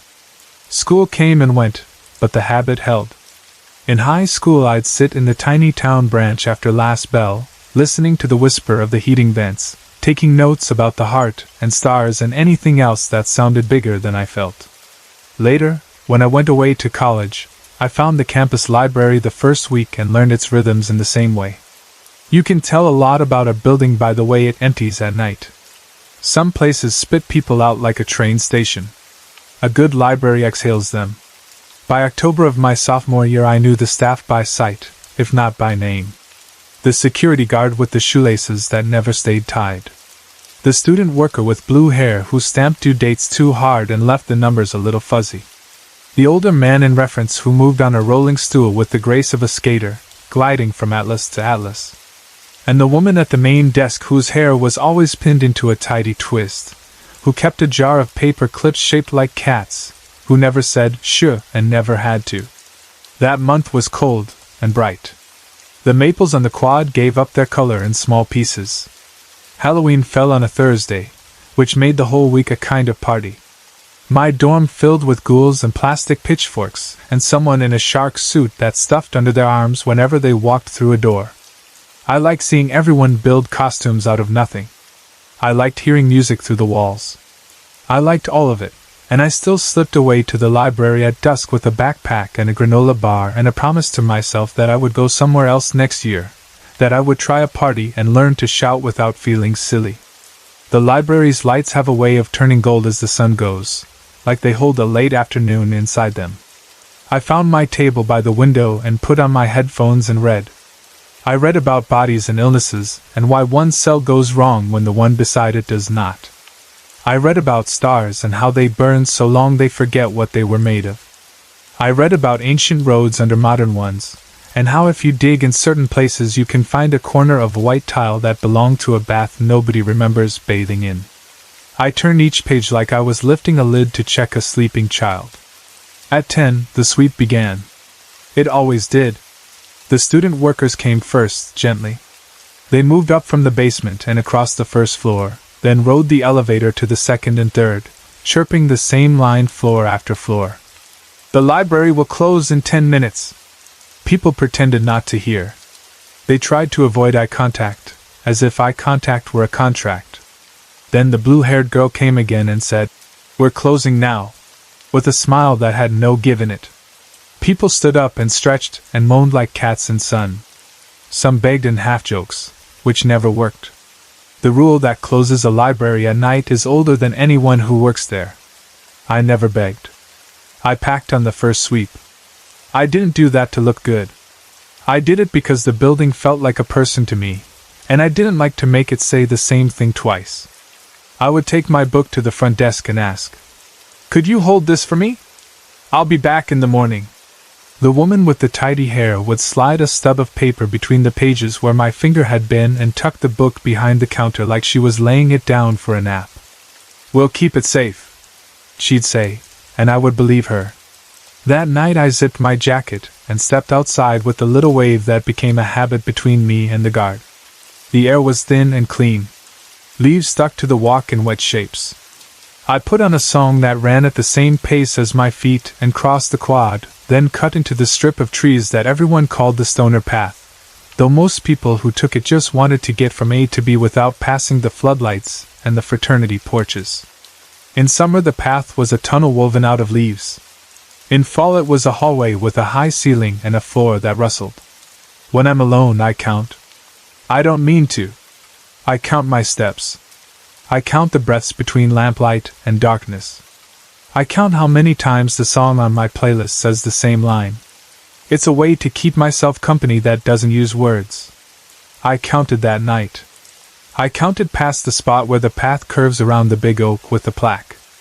I counted past the place where the trail opens to grass for a second, with a view of the athletic fields. And then I realized I was still counting, and I should have been done. I took out an earbud and listened for the campus. On most nights the sound floated even into the trees. A shout that wasn't angry, a cackle that wasn't mean, a car passing too fast on the road. The woods were quiet. Not the peaceful kind of quiet. The kind that happens when the volume is turned down, and you can hear the machine hum under the song. I stopped. My own breath sounded like a towel being wrung out. The light I'd expected to see at the end of the path didn't show. Something else did, a dull, steady glow that sat in the trees like a lantern hangs in a shed. Lights can be a promise or a warning. This one looked like both. I know the sensible choice would have been to turn around and walk back to the library and text someone to come get me. I don't know why I didn't. Calling it curiosity doesn't feel honest. It was the same feeling that made me open certain books even when the covers made me nervous. It wasn't about bravery. It was about wanting to know what the next page felt like between my fingers. I walked toward the light. The trees thickened. The path blurred. Fallen leaves hid the places where dirt had once been worn smooth. The moon tried to help, slid a silver shape along the branches, then gave up. My watch said 10:45. That felt like a dare. I stepped over a low fence made of stones stacked by someone patient. My hand brushed bark and came away cold. The light moved from behind a cluster of trunks and showed me the side of a building I had never seen, though I thought I knew all the buildings in walking distance. It had 3 floors and a face of pale stone. 5 arches leaned over stairs worn soft in the center by feet. 2 dark doors sat under the arches, tall enough to let a horse pass through, wide enough to let a car. Iron bands crossed those doors like belts. Iron rings hung from dragon mouths carved in the wood, dragons with tidy scales and patient eyes. When you grow up with good manners, they stick even when your heart hops like a sparrow. I knocked 3 times. The sound went into the wood, and then into something behind the wood that was bigger. It came back to me soft and late. I turned to leave because there is nothing sadder than knocking where no one cares to answer, and the doors opened in, as if the building had been holding its breath and decided to let it out. Inside there was a desk and a light hanging above it, and beyond the desk, only dark. The room swallowed back my own sigh. I said hello because that is what you say. As soon as the word left my mouth, a breath of sound rose from the walls. It was not loud. It did not need to be. It made my shoulders want to curl. I walked to the desk because that is what you do when there is a desk and a light, and you have put yourself somewhere you do not understand. My sneakers squeaked a little and then thought better of it. The woman at the desk looked up and then kept looking with an expression I'm sure I have worn at parties, the one that says, "You are a surprise but not a mystery." Her hair was gray and pulled back without a flyaway, and she wore small glasses on a chain that rose and fell when she breathed. She wasn't young, but she didn't seem old. Some people look like they have always been the age they are. She was like that. "Can I help you?" she asked. The question sounded like a line she had said so often that the words had grown smooth in her mouth. "I think I'm lost," I said. My voice wanted to be bigger and couldn't be. "I was on the path back to campus, and I saw the light, and do you know how to get back?" Her mouth softened. It was almost a smile, but not for me. It was for something she had seen many times that I was only seeing now. "Your first time," she said. "I see." The room was cool. Not the chill of outside. The cold of a pantry. I could see my breath if I held it, and then let it go in a small stream. She wrote something in a ledger I hadn't noticed on the desk, a big one with pages the color of cream and lines so neat they looked like they had grown there. "Welcome to the Library of Shadows," she said. The name sat between us for a moment like a bowl waiting on a table. You place a name somewhere and all at once everything around it takes shape. I didn't know that name, but my body did something small at the sound of it, something like what a dog does when you open the jar that holds its treats. Alert. Ready. "I just need to get back," I told her. "I have class in the morning. I don't want to get in trouble. I don't even know where I am. Is there a phone I can use?" The questions felt silly as soon as I said them. I could see a telephone on the desk at her elbow. It was black and heavy and had a cord. It looked like something that only called one person. She glanced past me. I turned in time to see the doors swing quietly shut. They didn't slam. They met each other with the soft thud of a book falling closed. Light rose behind the desk without a switch being touched. It was not like a lamp turning on. It was like a curtain opening to morning. the dark filled with shape.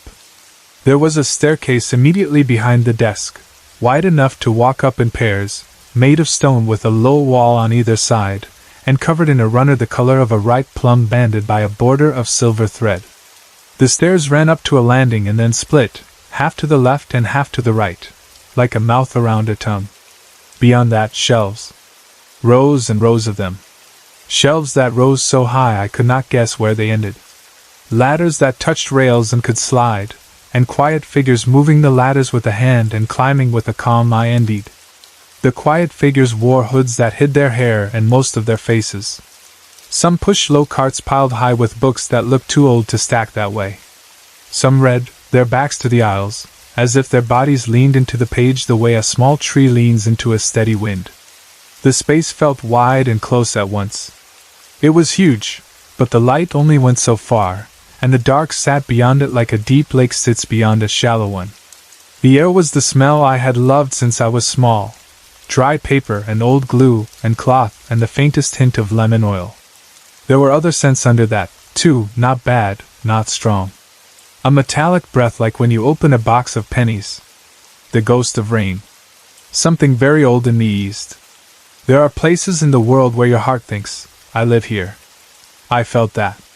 It didn't make sense. It was happening anyway. The woman at the desk slid open a drawer and took out a small, dark card.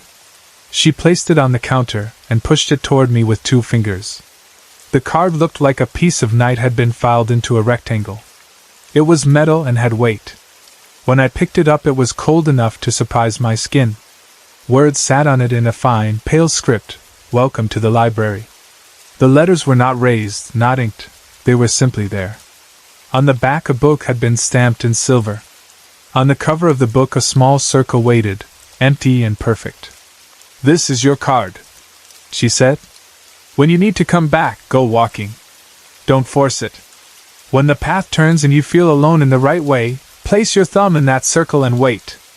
Don't press. Just touch it. Doors are very good at remembering. They will remember you.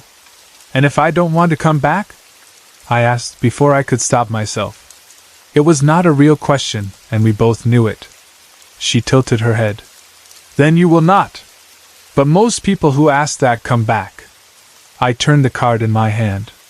I could see my face in it faintly. I could see the light above the desk. I could see the shadow of my thumb even before I set my thumb down. "What is this place?" I asked. It felt like the wrong thing to say and the right one. "A library," she said. That was all and somehow enough. Then she added, "Not public." The way she said the word made it sound odd, like a coat worn inside out. "We hold stories that aren't ready to be told. Answers that aren't ready to be heard. Questions other places don't like to keep on their shelves. We are here when we are needed. We are not here when we are not." "And the campus?" I asked. "How do I get back?" "When you are ready to step outside, the way will be where you need it to be," she said. "Time crunches and stretches in here. Don't pay it much mind. It will pay you back." Something tugged at the corner of my sight. It was nothing. It was the way the light fell on a stack of returned books. It was the way the shadow under the desk was not a smooth line but a line with teeth, as if light had caught on something with points. I blinked and saw the shadow again, flat and ordinary. It is possible to see 2 true things in the same place, and have to decide which one to keep in your pocket. "Can I look around?" I asked.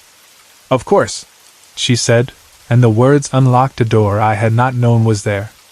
"There are rules. You know them already." "Quiet," I said, and she nodded. "Clean hands. Don't fold the corners. Return what you take," she said.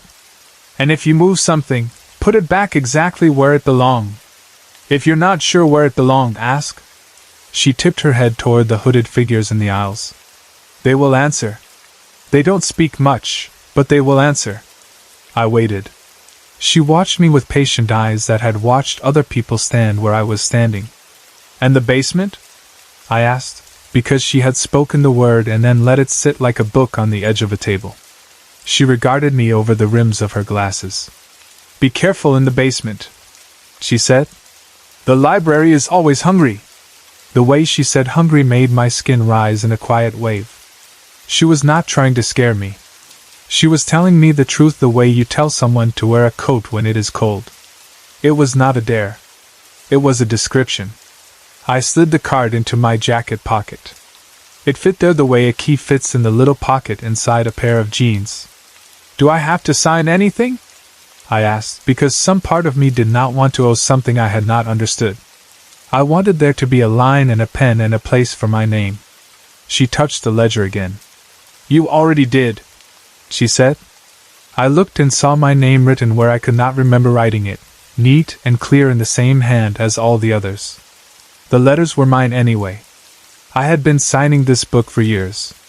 I had been signing it since I pulled a picture book off the shelf as a child and turned the page without asking permission. "Go on," she said kindly. "Walk a little. The doors will know when you need them." I stepped away from the desk. The floor was stone, worn smooth. A runner spread in two wide paths, one toward the stairs, one straight into the aisles. I chose the aisles. I moved the way you move when everyone around you is sleeping and you do not want to be the reason they wake. The first shelf I passed held slim books wrapped in buckram, each with a small label handwritten in a hand that was steady even when the line cramped near the edge. The titles looked like part of a sentence: "The road that used to be here," "What the river took," "A map for a city that never was." I reached and then pulled my hand back and then reached anyway and slid one free. It sighed in my hands, not loudly, just enough to let me know it knew it had been chosen. When I opened it, the paper was thick and so soft it felt like cloth. The words were not typeset. They had been written by a pen as thin as a hair. The first page was a picture of a road I knew by heart, only the curve bent the other way, and the house at the corner wore a blue porch it had never had. I turned the page and the road turned into another road I knew. I closed the book with my palm still touching the corner of the page because something in me understood that if I kept going I would not stop until I found the street where my father taught me to drive, and I would not be ready to power down the memory when I got there. I slid the book back into the gap I'd made and the spine sat flush, as if it had not moved. On the next shelf a book had no title at all, only a thumbprint burned into leather. I did not touch it. The air near it felt warm, like the place where a candle has just been blown out. A row of small books wore a single word each on their spines: apology, remedy, debt. Those I passed too. Someone rounded the end of the aisle, pushing a low cart. Their hood cast a soft shadow over their face. I couldn't say whether they were old or young. They stopped as if they had been waiting for me and made a small gesture questions often make in libraries without words. "May I help you?" "I'm just looking," I said softly. They nodded and kept on, and the wheels of the cart murmured across the runner. The smell of pages rose and settled again. I don't know why it felt like a promise. I found a table with a green-shaded lamp and sat because sitting is another way to pay attention. Beside the lamp was a little stand that held a card with rules in small script. They were the rules I knew. Don't write in books. Don't take marks out of books that aren't yours. Don't shelve what you don't understand. Return everything. There were other lines, too, that I had not seen before. Do not trade names. Do not accept borrowed time. If something asks to go home with you, tell a librarian. I smiled despite myself. It is a privilege to be taught the right rules in the right place. I rested my hands on the wood and felt tiny cuts in it where someone had written too hard and the knife of the pen had bitten the grain. Those marks made me feel less alone. Every surface that has been useful has been bruised by it. I rose and wandered to the staircase. On either side of the first step a little lion slept with its chin on its paws. They were not stone and not alive. They felt like the idea of stone made soft by being thought about. The runner sank under my weight as if it were thinking about letting me go. I did not climb. I looked left and right where the stairs split at the landing and saw, not more shelves, but balconies and doors. The doors were all a little different, with moths carved into one and stars on another, and one with a plain, smooth face as if it had been sanded too much. I wanted to try them all. That is how you get lost. That is how you get found, too, but not always in a way you can walk back from. A breeze moved through the room, very slight, the kind that wouldn't stir a page, only the fine hair at the nape of a neck. It came from below, a long, slow inhale under the floor, a tide drawn down before it comes back up. I put my foot on the first step and then took it off. I told myself I would not go down tonight even if the basement stairs leaned up to meet me. Sometimes caution is love in a different coat. Walking back toward the desk, I passed a case of glass. Inside, objects sat on small stands under folded cards, a key with no teeth, a dried flower that had not lost its color, a seashell with too many whorls. On the bottom shelf lay a single glove made of something that looked like smoked glass. A sign rested at the corner of the case. "Do not tap the glass," it said in a tidy hand. I hadn't planned to, but now my fingers itched. I folded my hands behind my back. "Questions?" the woman at the desk asked when I reached her again. She had been there the whole time, I think, but I had not once felt watched. It's a rare kindness to be left to your own curiosity until you ask to be helped. "Who are the people in the hoods?" I asked. "Librarians," she said. "Guests who have stayed and decided to work. People who wandered in so often the doors started to open for them on their own, and it seemed silly to keep pretending they lived somewhere else. People who like to put things where they belong. Can anyone become one?" I asked. The want in that question made me blush. It rose up without asking me permission. It always has, and I have learned to forgive it for being direct. "If they are called," she said. "If they learn which hunger is theirs and which is the library's and how not to hand one to the other." She pointed with her chin toward a low bench near the stairs. A hood lay folded there as neatly as a towel in a guest bathroom. I wondered how many hands had lifted it, tried the weight, and set it down. "I should go," I said, half to her and half to myself. "You should," she agreed, and it didn't sound like dismissal. It sounded like opening a door for someone who has finished dinner. "Will the way be there?" I asked, because I needed to hear it again. "It will," she said. "Hold your card when you step outside. You don't have to press your thumb to the circle to leave. That is only for coming in. The doors know a departure when they feel one." "Do I owe anything?" I asked, because debts that aren't named can grow teeth. "You have taken nothing," she said. "You owe nothing. Except—" She looked like a thought, and a smile had knocked shoulders on their way through her. "You owe yourself a warm drink when you get back. You're shivering." I laughed a little then, the sound small and private, because I had been pretending I wasn't cold. I slid my hands into my sleeves like mittens the way I had done when I was 8, and didn't want to stop reading long enough to stand up and find gloves. "You may return for the book you asked us to keep," she added, as if the detail were a leaf she didn't want me to forget on the table. I nodded and pressed my fingers against the rectangle in my pocket. The metal made a tiny sound against my nail. "Thank you," I said, and the words felt correct. Gratitude is another kind of key. "Good night," she said, and then added, "Good luck." People don't say both unless they know there is a difference. The doors opened the way they had before, with no handle turned. The light above the desk did not change. The air on the other side of the threshold smelled like leaves and something wet that is not water. 1,000 small noises lived out there, branches ticking, the soft hiss of something settling, a distant shout that might have been a fox. I stepped onto the stone and then down onto the top stair and then down again, and my feet found the ground without my eyes needing to ask for help. Behind me the doors closed very softly, as if the building were mindful of neighbors. I stood still for a heartbeat, and then two, letting my eyes learn the dark again. The glow that had led me there faded the way a song does when you walk away from the speaker. The trees knew me again. The path knew my shoes. I looked down and found with relief that it was only the path I had taken 100 times, its leaves scattered to show the dirt like someone had dragged their fingers through them to say, "This way." I held the card in my palm as I walked. It was warm now from my pocket. The small circle on the back looked like a coin that had been set into the metal and lost all its shine. I didn't press it. I didn't need to press it. I didn't want to test it when I hadn't decided what I wanted most. It took fewer steps to reach the edge of the trees than it had taken to lose it.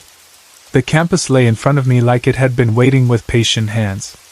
The dorms were lit, some windows dark the way eyelids look when you sleep. The lights on the walk through their long ovals of safety. I looked at my watch and found it stubbornly unhelpful. The hands said 11:15. The hands said 12:03. The hands said nothing I could use. A church bell on the far side of campus solved the problem for me. It tolled 11. Somewhere in the night someone shouted, "We're out of cups!" and laughter answered like geese. In the lobby of my building the heater clicked and blew a breath across the floor, and the vending machine hummed like a low, faithful friend. I stuck my key into the slot and turned and walked up the stairs because the elevator always stopped one floor short and sighed before doing its job. In my room, my roommate wasn't there. The lights of other people's fun slid across our ceiling. I put water in a mug and heated it, and threw a tea bag into the steam and wrapped my hands around the hot ceramic the way the woman had told me to do before I had even wanted it. The heat went into my fingers and then into my wrists, and then into my chest. I set the card on my desk. It reflected nothing now. It lay like a piece of night that had followed me home. I slept well, which doesn't always happen when you have one foot inside a secret. In the morning the world behaved. Class happened. The cafeteria eggs were the same rubbery yellow as always. The library was where I had left it, and my book waited with the paper slipped where my finger had been, and the woman at the desk, the campus desk, nodded to me with her tidy hair and asked if I wanted a receipt, as if the day before had been a dream I could keep if I folded the edges just right. I didn't talk about it. Who would I have told? If you hand a new truth to someone who lives in the same old facts, you do them no favor. The words would have turned to steam between us. I kept the card in my pocket like a worry stone and touched it when my thoughts whirled. I didn't press the circle. I walked more. Some nights the path home was just a path. Some nights the light in the trees drew my eye and I kept walking forward because my test was on Monday, and you do not open a book you can't close the night before a test. Some nights I stopped at the edge of the woods and slid my thumb against the smooth metal and thought about stairs and lions, and the sound a door makes when it knows you. One night the rain came down so soft I could only hear it on the hoods of the jackets that passed me. I put my thumb in the circle and the cold leaped into me like a cat and settled. Doors know a knock. Paths know a wish. Libraries know a reader. The next time I went in, I promised myself I would not go near the stairwell. The promise held. I saw a man in a suit with mud on his shoes reading a book that did not have words. I saw a child asleep under a table with her head on a stack of thin volumes entirely bound in green. I saw a librarian tilt a book on a shelf as if listening to its heartbeat, and then slide it one space to the left and step back with the satisfaction of a mason when a stone sits just so. I saw my own name in the ledger again with a little mark beside it that looked like a teacup. I did not ask. I also learned that hunger has textures. There is the simple kind, the kind that makes you butter toast at midnight and eat it standing up. There is the long, low kind that makes you hungry for a thing that doesn't fit inside a bowl. There is another kind, the kind that belongs to a place that was built to take in and shelve and guard and keep, the kind that deepens when you put your ear close to the banister that runs down into the floor and listen to the building breathe. You don't have to go down the steps to hear it. You just have to know what you're hearing. I did not go down. Not that night. Not the next. I don't know if I will. It isn't fear that keeps me to the upper floors. It is respect. Some appetites are best honored by waiting. I learned other rules just by being there.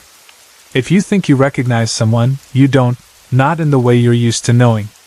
Names work differently under that roof, they make echoes. Be careful where you put yours. If a book opens to a page you didn't choose and the words are already warm, it isn't for you yet. Close it with a gentle hand. If the card in your pocket ever feels heavy, like a stone dipped in water, you will be called soon. Drink something sweet. Wear comfortable shoes. Do not plan what you will do.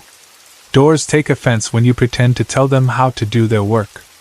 On the first Sunday of November, when the clocks slipped and everyone on campus acted like having 1 hour moved from one pile to another had stolen sleep from their pockets, I walked to the library, the regular one, and brought back the book the woman behind the counter had kept for me that night. It felt odd not to tell her. It felt right, too. There are different kinds of quiet, and you don't mix them if you can help it. I forgot the card once. I left in a hurry to meet a friend for lunch and came back to find it sitting where I had put it, in the patch of sunlight on my desk. I picked it up and it was warm. I slid it into my pocket and felt my shoulders drop an inch. You don't know what you lean on until it isn't there. Sometimes, when I am walking past the campus library late, and the windows are black squares and the guard inside is reading the sports page and the blue-haired girl is nowhere to be seen because she is off doing something that probably involves loud music and glue, I think about the other desk behind the other doors, about the ledger that writes without my hand. I think about the dragons on the knockers and the way the iron band across the wood looked like a seam that had held even when the wood shrank and swelled around it.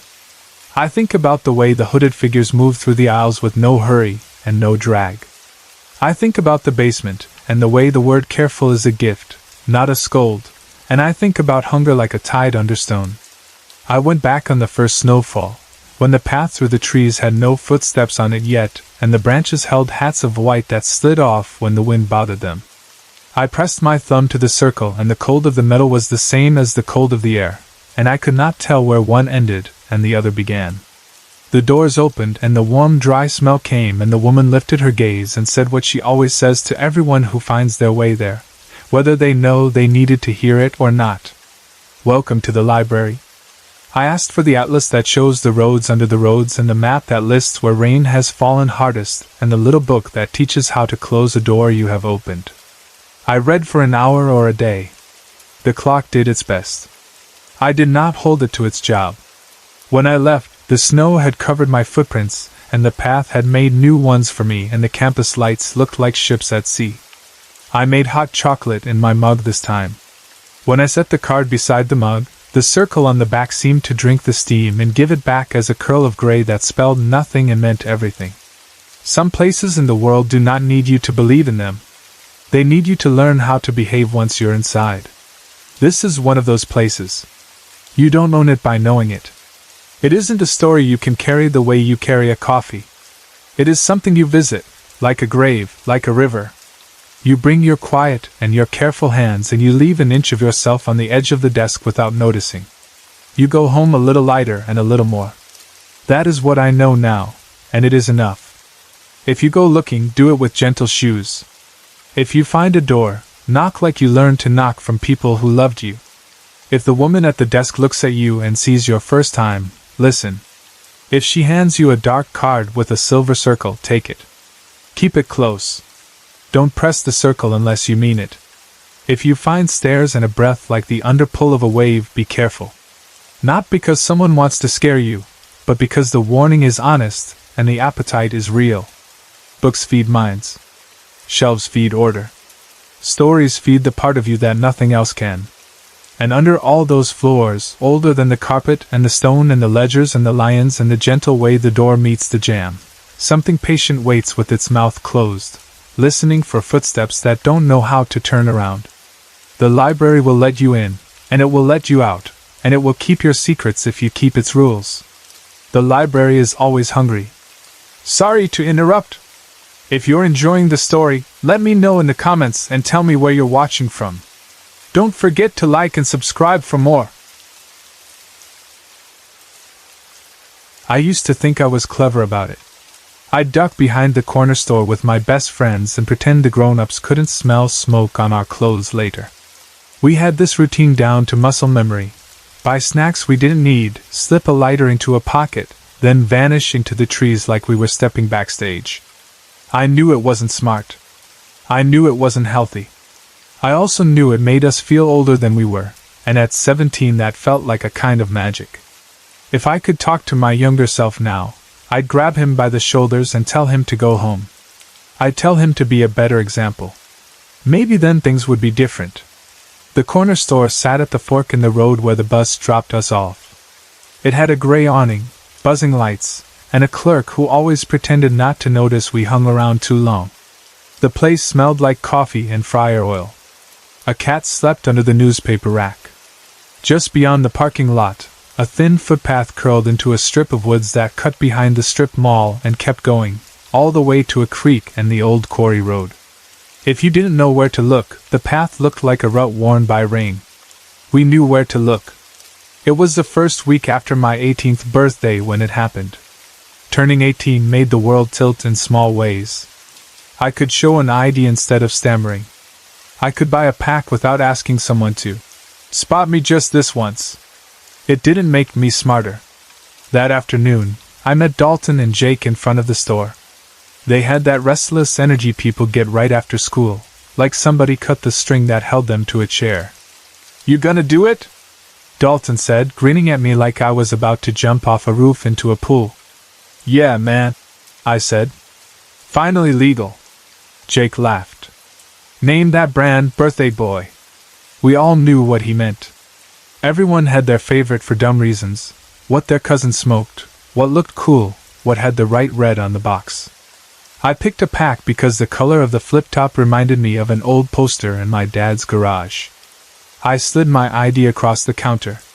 The clerk barely looked at it, and rung me up with a sigh that said he'd seen 1,000 kids do the same thing. I bought 2 extra packs, for later, and because it felt like a big deal.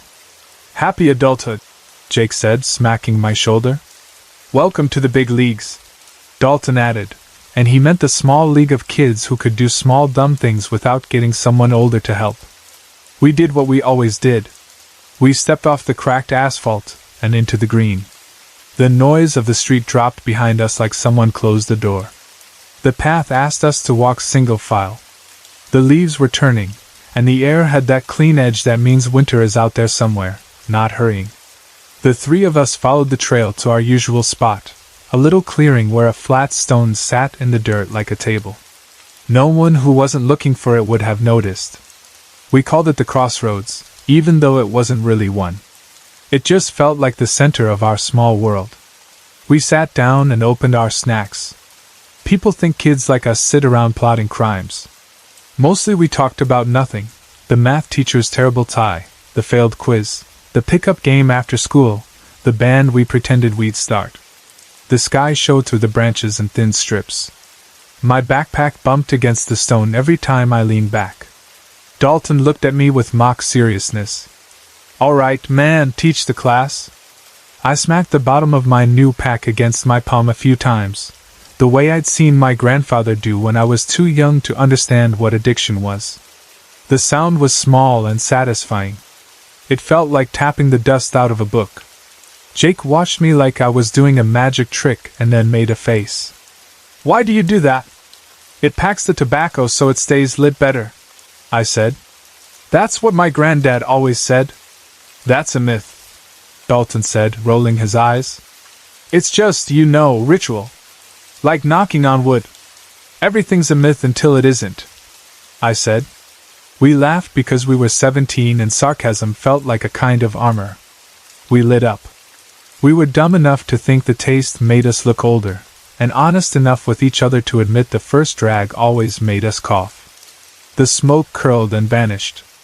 I pretended not to think about my mother's face if she could see me. I pretended not to think about my little cousin copying everything I did. Jake flicked the ash off his cigarette and said, "Hey, what about the cave?" He meant the little cavern farther out, closer to the town line. We'd been there once in daylight, on our way to throw rocks in the creek. It wasn't much, just a gap in the side of the hill where the old quarry had left a bite. People said kids went there to do what kids do. People also said it smelled like sulfur, like a bad science experiment. I didn't like the smell, but I liked the idea of sitting somewhere even more hidden than our crossroads. Dalton nodded. "No one walks their dog out there. Nobody peeks over and asks what you're up to." "All right," I said, even though I feel like a little voice inside me cleared its throat at that moment. "Let's go." We took the less worn path that split off and climbed. Branches brushed our jackets. The ground tilted under our shoes. When we were close, we could smell it, That burnt match stink that made your nose wrinkle without asking permission. The cave mouth wasn't dramatic. It was just an opening in the dirt and rock big enough to duck into. The inside was cool and damp. The ceiling was low enough to make us hunch if we went too far in. We set a flashlight down on a flat rock and pointed it toward the darker end. The beam made a pale circle and then gave up. Our breath moved in front of our faces in little clouds. We sat near the entrance where we could still see the daylight behind us, thin as it was. The sulfur smell came and went like a bad mood.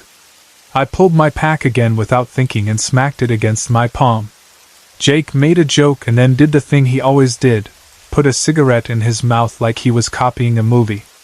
Dalton leaned back and stared up at the ceiling like there might be something written there. We lit up again. The cave made the smoke hang in a slow ribbon.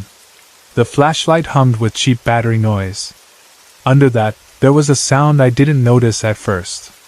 It started soft, like a branch tapping a window somewhere deeper in. I heard it once and forgot it. Then it came again. It wasn't dripping. It wasn't a bat. It was a quick, hollow sound like fingers slapping the end of a small box over and over. Dalton stopped talking and tilted his head. "You hear that?" Jake snorted, trying to sound braver than he was. "Probably a bat." I wanted to agree. I wanted to make a joke. But the sound kept going, a calm little rhythm that made my skin feel too tight. I held the flashlight and aimed it into the dark. The bee made a few feet of black and then died. For a second, the light brushed against a shape, not a full figure, nothing you could swear to. Just a suggestion of shoulders and a motion that looked exactly like the motion I had made a few minutes earlier, smacking the bottom of a pack against the palm. "Is somebody there?" Jake called, voice too loud in the small space. No one answered. The sound stopped like someone had been caught and didn't want to be. "We should go," he said, and I had no argument. The flashlight made our shadows long and jumpy as we turned toward the entrance. The tunnel behind us felt closer suddenly, like the dark had taken a step forward. We got as far as the mouth of the cave before the sound came again. Not from behind us this time. From outside, close, like fingers snapping right next to an ear. The daylight looked thin, the kind of light that doesn't help your eyes after you've been in dimness. I could see a patch of bright leaf litter and the line of the path, and something else I couldn't place. "Who the hell is messing with us?" I said, trying to sound angry because angry is easier than scared. We stepped out. The air outside was warmer and smelled like dry leaves and old dirt. For half a breath, relief made my shoulders drop. No one was there. The woods looked like the woods. The path looked like our path. Then a wind came up from nowhere and spun the leaves around our ankles like 100 hands grabbing. The spinning rose around us to our knees, our waists, our chests. The sound of the leaves drowned out our yells for a second, then dropped so fast the silence rang. Jake screamed. Dalton cursed and choked on it. I turned, and the world I thought I knew went sideways. Something stood in front of us that was shaped like a man but too tall and too still. He had a hat on the way a cowboy in a picture might, wide-brimmed and dusty. He wore a black shirt buttoned to the throat and a tan vest the color of dry grass. His hands were big and pale, and each hand held the back of a hoodie. Jake and Dalton kicked and flailed, their feet scrambling at air, their eyes wide with a kind of confusion that makes you feel 12 again no matter how old you are. "Put them down," I said, because I couldn't think of anything else. It sounded brave when I said it in my head. It sounded small when it came out. He, the thing, didn't move. The brim of his hat threw a shadow over his face. As he lifted his head, the shadow shifted just enough for me to see skin where a nose should have been. Not the curve of a nose. Not even a scar. 2 narrow slits cut clean into a pale face. The sight of it hit me in a place I don't have words for, the way seeing a broken bone sticking through skin hits you even if it isn't your body.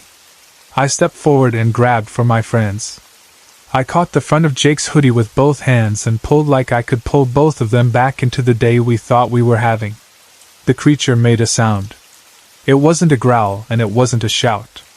It was a shriek that started high and then scraped down, like metal tearing.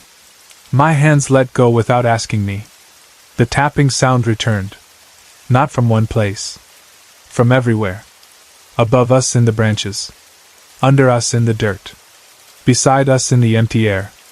It was the sound of 1,000 small boxes slapped in 1,000 impatient hands, a little ritual repeated until it became a language I didn't speak. I spun around, looking for people, for pranksters, for anyone. The woods were empty. The sound belonged to nothing I could see. A voice spoke. It didn't come from his mouth. It came from around us, like the woods had learned to talk. It was deep and clear and felt like a rule. You have made your choices, it said. Jake stopped struggling. Dalton did too. They both stared at the thing that held them, as if the weight of that voice pressed against their chests the same way it pressed against mine. You do not turn from your patterns, the voice went on. If you forget them, you will be broken. It wasn't angry. It wasn't kind. It was the tone of someone saying a fact. You don't look at the sun. You don't breathe water. You don't play with what you don't respect. Then the creature bent, and I noticed the object at its feet for the first time. It was a wooden box, big enough to hold a small person curled up. It wasn't a trunk you'd buy at the mall. It was old, the wood dark and rubbed smooth along the edges by hands that knew it. The corners were bound in dull metal. The top had a small hatch cut into it, a neat square fitted so perfectly I could barely see the seam. The sides were carved with little pictures, the way old things sometimes are. I couldn't make them out. They looked like shapes of animals if you glanced quick, then like letters from an alphabet I didn't recognize. The box smelled like cedar, and something else I hated without knowing why. The creature opened the hatch in one smooth motion. The hinge didn't make a sound. He lowered Jake and Dalton like someone lowering bags into a trunk before a long trip. They hit the bottom in a scramble of hands and shoes. The creature closed the hatch. The latch clicked. He lifted the box with one hand like it weighed nothing. I didn't move. Maybe I couldn't. Panic makes some people run. It makes some people throw punches at the wrong thing. It made me stand there and watch. He held the box in one hand and raised his other hand like someone about to applaud. Then he brought his free palm down flat against the side of the box. The sound was a clean smack, like a pack of cigarettes hit against a palm to settle the tobacco. He did it again. And again. The box thudded against his hand in a steady rhythm I knew too well. With each blow, the wood shook. The carvings blurred. The air around us seemed to lift and fall with the beat. I heard Dalton shout my name. I heard Jake cry out, "Stop!"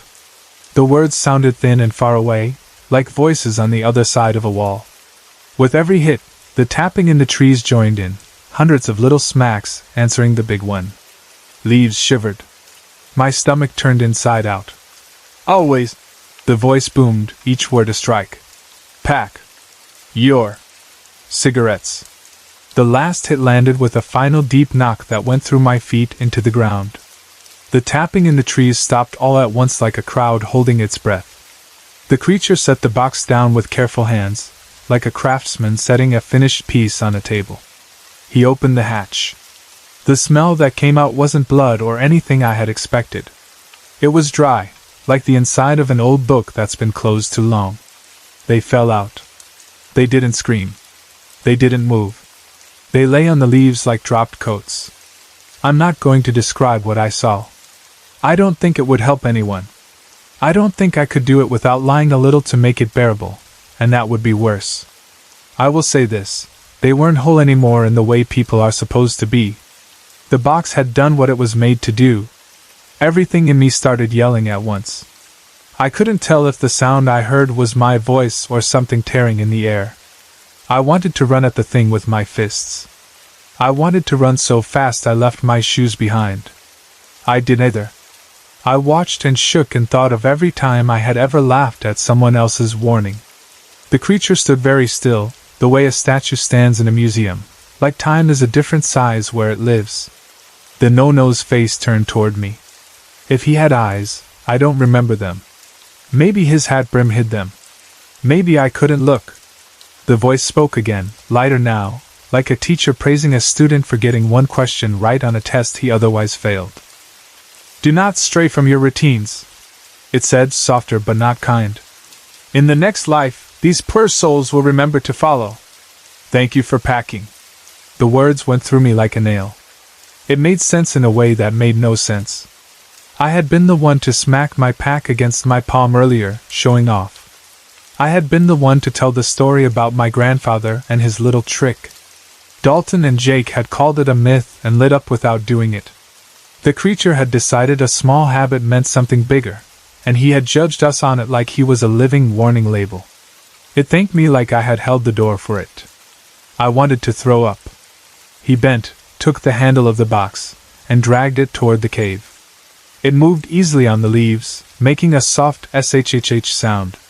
The bones inside, God, I don't like typing that, made a faint dry rattle, like someone shaking a bag of old keys. He didn't look back. The shadows at the cave mouth swallowed him like he belonged to them. The tapping in the trees didn't start again. The wind didn't come. The woods stood and watched. I sank to my knees. My hands found the ground without me telling them what to do. The leaves were cold against my palms. I could hear my heart banging in my chest like it wanted out. I whispered both of their names until the sounds didn't mean anything, like I'd said them too many times and rubbed off the meaning. I don't know how long I stayed like that. Time got thin around the edges. At some point I got up and used my phone. When the dispatcher asked what happened, I said there had been an accident. When the sirens wailed on the road, I stumbled out of the trees and waved my arms and tried to point in a straight line. People in uniforms went in and came out. They asked me questions I couldn't answer and questions I didn't want to. No one asked if I'd seen a tall man in a hat with no nose. If they had, I would have said no. I would have told the truth and still said no. In the days after, our town turned into the kind of place where every conversation starts with a sigh. There were pictures of Dalton and Jake on candlelit tables in front of the school. People typed long messages about boys they didn't really know and told stories like they were close. That's what people do when the world breaks. It doesn't make them liars. It just means they don't know what else to do with their hands. My mother sat on the edge of my bed every night for a week and asked if I wanted soup. She didn't ask about the smell in my clothes. She didn't ask about the corner store or the path. She looked older. I kept my mouth shut because there was no way to put what I had seen into words that wouldn't make her afraid to step outside. I stopped going to the corner store. The cat still slept under the rack when I did walk by, like nothing had shifted. The police wrote words like incident and unknown. They went to the cave because I told them where to go. They smelled the sulfur and frowned like a smell could insult them. They found the place where the leaves were scuffed up and the dirt was too flat. They didn't find a box. If they had, they didn't tell me. Maybe the box only comes when it is called. Maybe I imagined the carvings and the neat little hatch. But then the sound of thin wood smacking flat against the palm started to show up in my dreams, and I knew I hadn't. People asked if I was okay. I said, I'm fine, because I don't know. Makes people nervous. I tried to quit smoking. That stuck for exactly 40 hours and then fell apart at 3 in the morning when I sat in the kitchen and stared at the sink and felt like my hands didn't belong to me. I went outside in my socks and lit up. The cold made my lungs sting. I didn't like the taste any more than I ever had. I tapped the pack against my palm before I pulled one out. Not hard. Just once. Just enough to make a small sound that wasn't the wind. My throat burned. I wish I could tell you that I quit the next day. I wish I could say I became a different person because of what I saw. I became a person who hides it better, that's the truth. I became a person who hears a little sound in empty rooms sometimes, a dry smack that makes the hairs on my arms rise. I became a person who follows routines because it turns out once you've watched order break, even the smallest habit feels like a fence you can put up around yourself. I say thanks in my head before I take the first sip of coffee. I lock the door and tug it once. I check the stove twice. I tap the pack. People make up stories to explain bad luck. They make monsters out of smoke. They call them the Marlboro Man and tell kids they'll come for you if you cut class. They build warnings out of what they already fear. I understand why. It's easier than the truth, which is that sometimes you do a small thing and it carries a weight you couldn't see. I went back to the cave once, against everything in me that knew better. It was late afternoon in winter. The trees were bare, and the sky was the color of wet paper. The sulfur smell was there but faint. I stood at the mouth and listened. No tapping. No wind. Nothing that wanted me to come closer. I didn't step in. I didn't say any names. I stood and thought about the box and the hands and the voice that made a rule out of a habit, and then I turned and walked away. Dalton's mother wears a necklace with his initials now. Jake's little sister wrote his name in chalk on the sidewalk in front of their house again and again until the chalk broke and turned her fingers pink. I see them sometimes and wave and keep my head down. I want to tell them the man with the hat is gone. I want to tell them their boys were taken by something you can fight. I want to offer them anger because anger feels better than emptiness. I don't. I keep my mouth shut because some truths push people down instead of lifting them. I know what your brain wants to say if you're reading this, and you don't believe in anything you can't measure. You want to know if I was high. You want to know if someone hid in the trees and played a trick that went too far and something broke, and now I need a story to make it make sense. I get that. If I were you, I'd think the same thing. I'd read this and roll my eyes and say, "Okay, man, the cigarette demon got your friends, sure. If that makes it easier to keep walking in your woods, keep it. I won't argue with you." Sometimes I try to cut out the supernatural part of that day and leave myself with something the police would write on a form. 3 boys went into a cave. 2 didn't come out. End of story. But then a car backfires or a book slaps shut in a quiet room and my heart drops through the floor, and I'm there again with leaves in my teeth and a wooden box in the corner of my eye. The human brain is good at pretending. It's worse at forgetting. Here is what I can tell you without asking you to take the shape of my fear and hold it. Sometimes the world follows rules you don't know. Sometimes the little things you do matter in ways you didn't intend. I don't mean the big moral stuff. I mean the everyday small acts, the hello to the guy at the bus stop, the thank you to the woman at the register, the way you touch a door like you respect the hinge. I mean the way you treat a habit like it's either a joke or a promise. Maybe none of that would have changed what happened. Maybe we were just 3 dumb kids in the wrong place at the wrong time and a rotten piece of ceiling fell. Maybe the tapping was a bird and the voice was my own head trying to put a lid on the panic. Maybe. Every time I open a fresh pack now, my grandfather's hands are in mine. He used to sit on the steps behind his garage and do that little smack like he was clapping once for a performance that hadn't started yet. He died when I was 10, and I remember his cough more than his laugh. If he could see me now, he'd tell me to stop. He wouldn't say it in a big speech. He'd just look at me and look at the pack and shake his head and tell a story about someone who dropped dead for no good reason in the middle of a joke. It wouldn't be helpful. It would still be true. I've thrown out packs. I've sworn off buying more. I've lasted a week, then 2, then none. I've walked past the corner store without going in and felt victorious like I ran a marathon. I've stood in the aisle pretending to look for gum and felt the pull like a magnet. This isn't a confession, so you'll pat me on the head and tell me to keep trying. This is me writing down what happened because the tapping gets loud sometimes and writing has always been a way to put a shape around noise. If you ever find yourself doing something small because you saw someone you love do it, and a friend laughs and calls it superstition, don't waste your breath arguing. Do the thing. Don't do the thing. But know why. Don't be careless with what you repeat. Don't be careless with what you ignore. And if you are ever stupid enough to light up in a place that smells like sulfur, and you hear a sound in the dark like someone smacking a pack against their palm, and a tall shape steps out where the light is thin, and you can't see a nose on its face, go. Drop everything and go. Don't make a speech. Don't try to be brave for the people who will clap for you later. Walk until the trees stop and the light gets fat again. Walk until the tapping fades.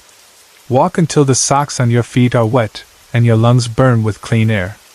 Cigarettes will kill you. You already know that. Your lungs were never built for smoke.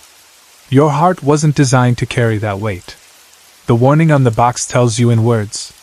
The memory I carry tells me in a different language, one I hear in the leaves and the small hollow sound of a bad habit dressed up like tradition. Maybe I'm writing this as a warning to someone who believes in warnings. Maybe I'm writing it for the people who don't. Either way, if a stranger in the trees ever thanks you for packing, don't thank him back. Don't answer. Don't look. Just go.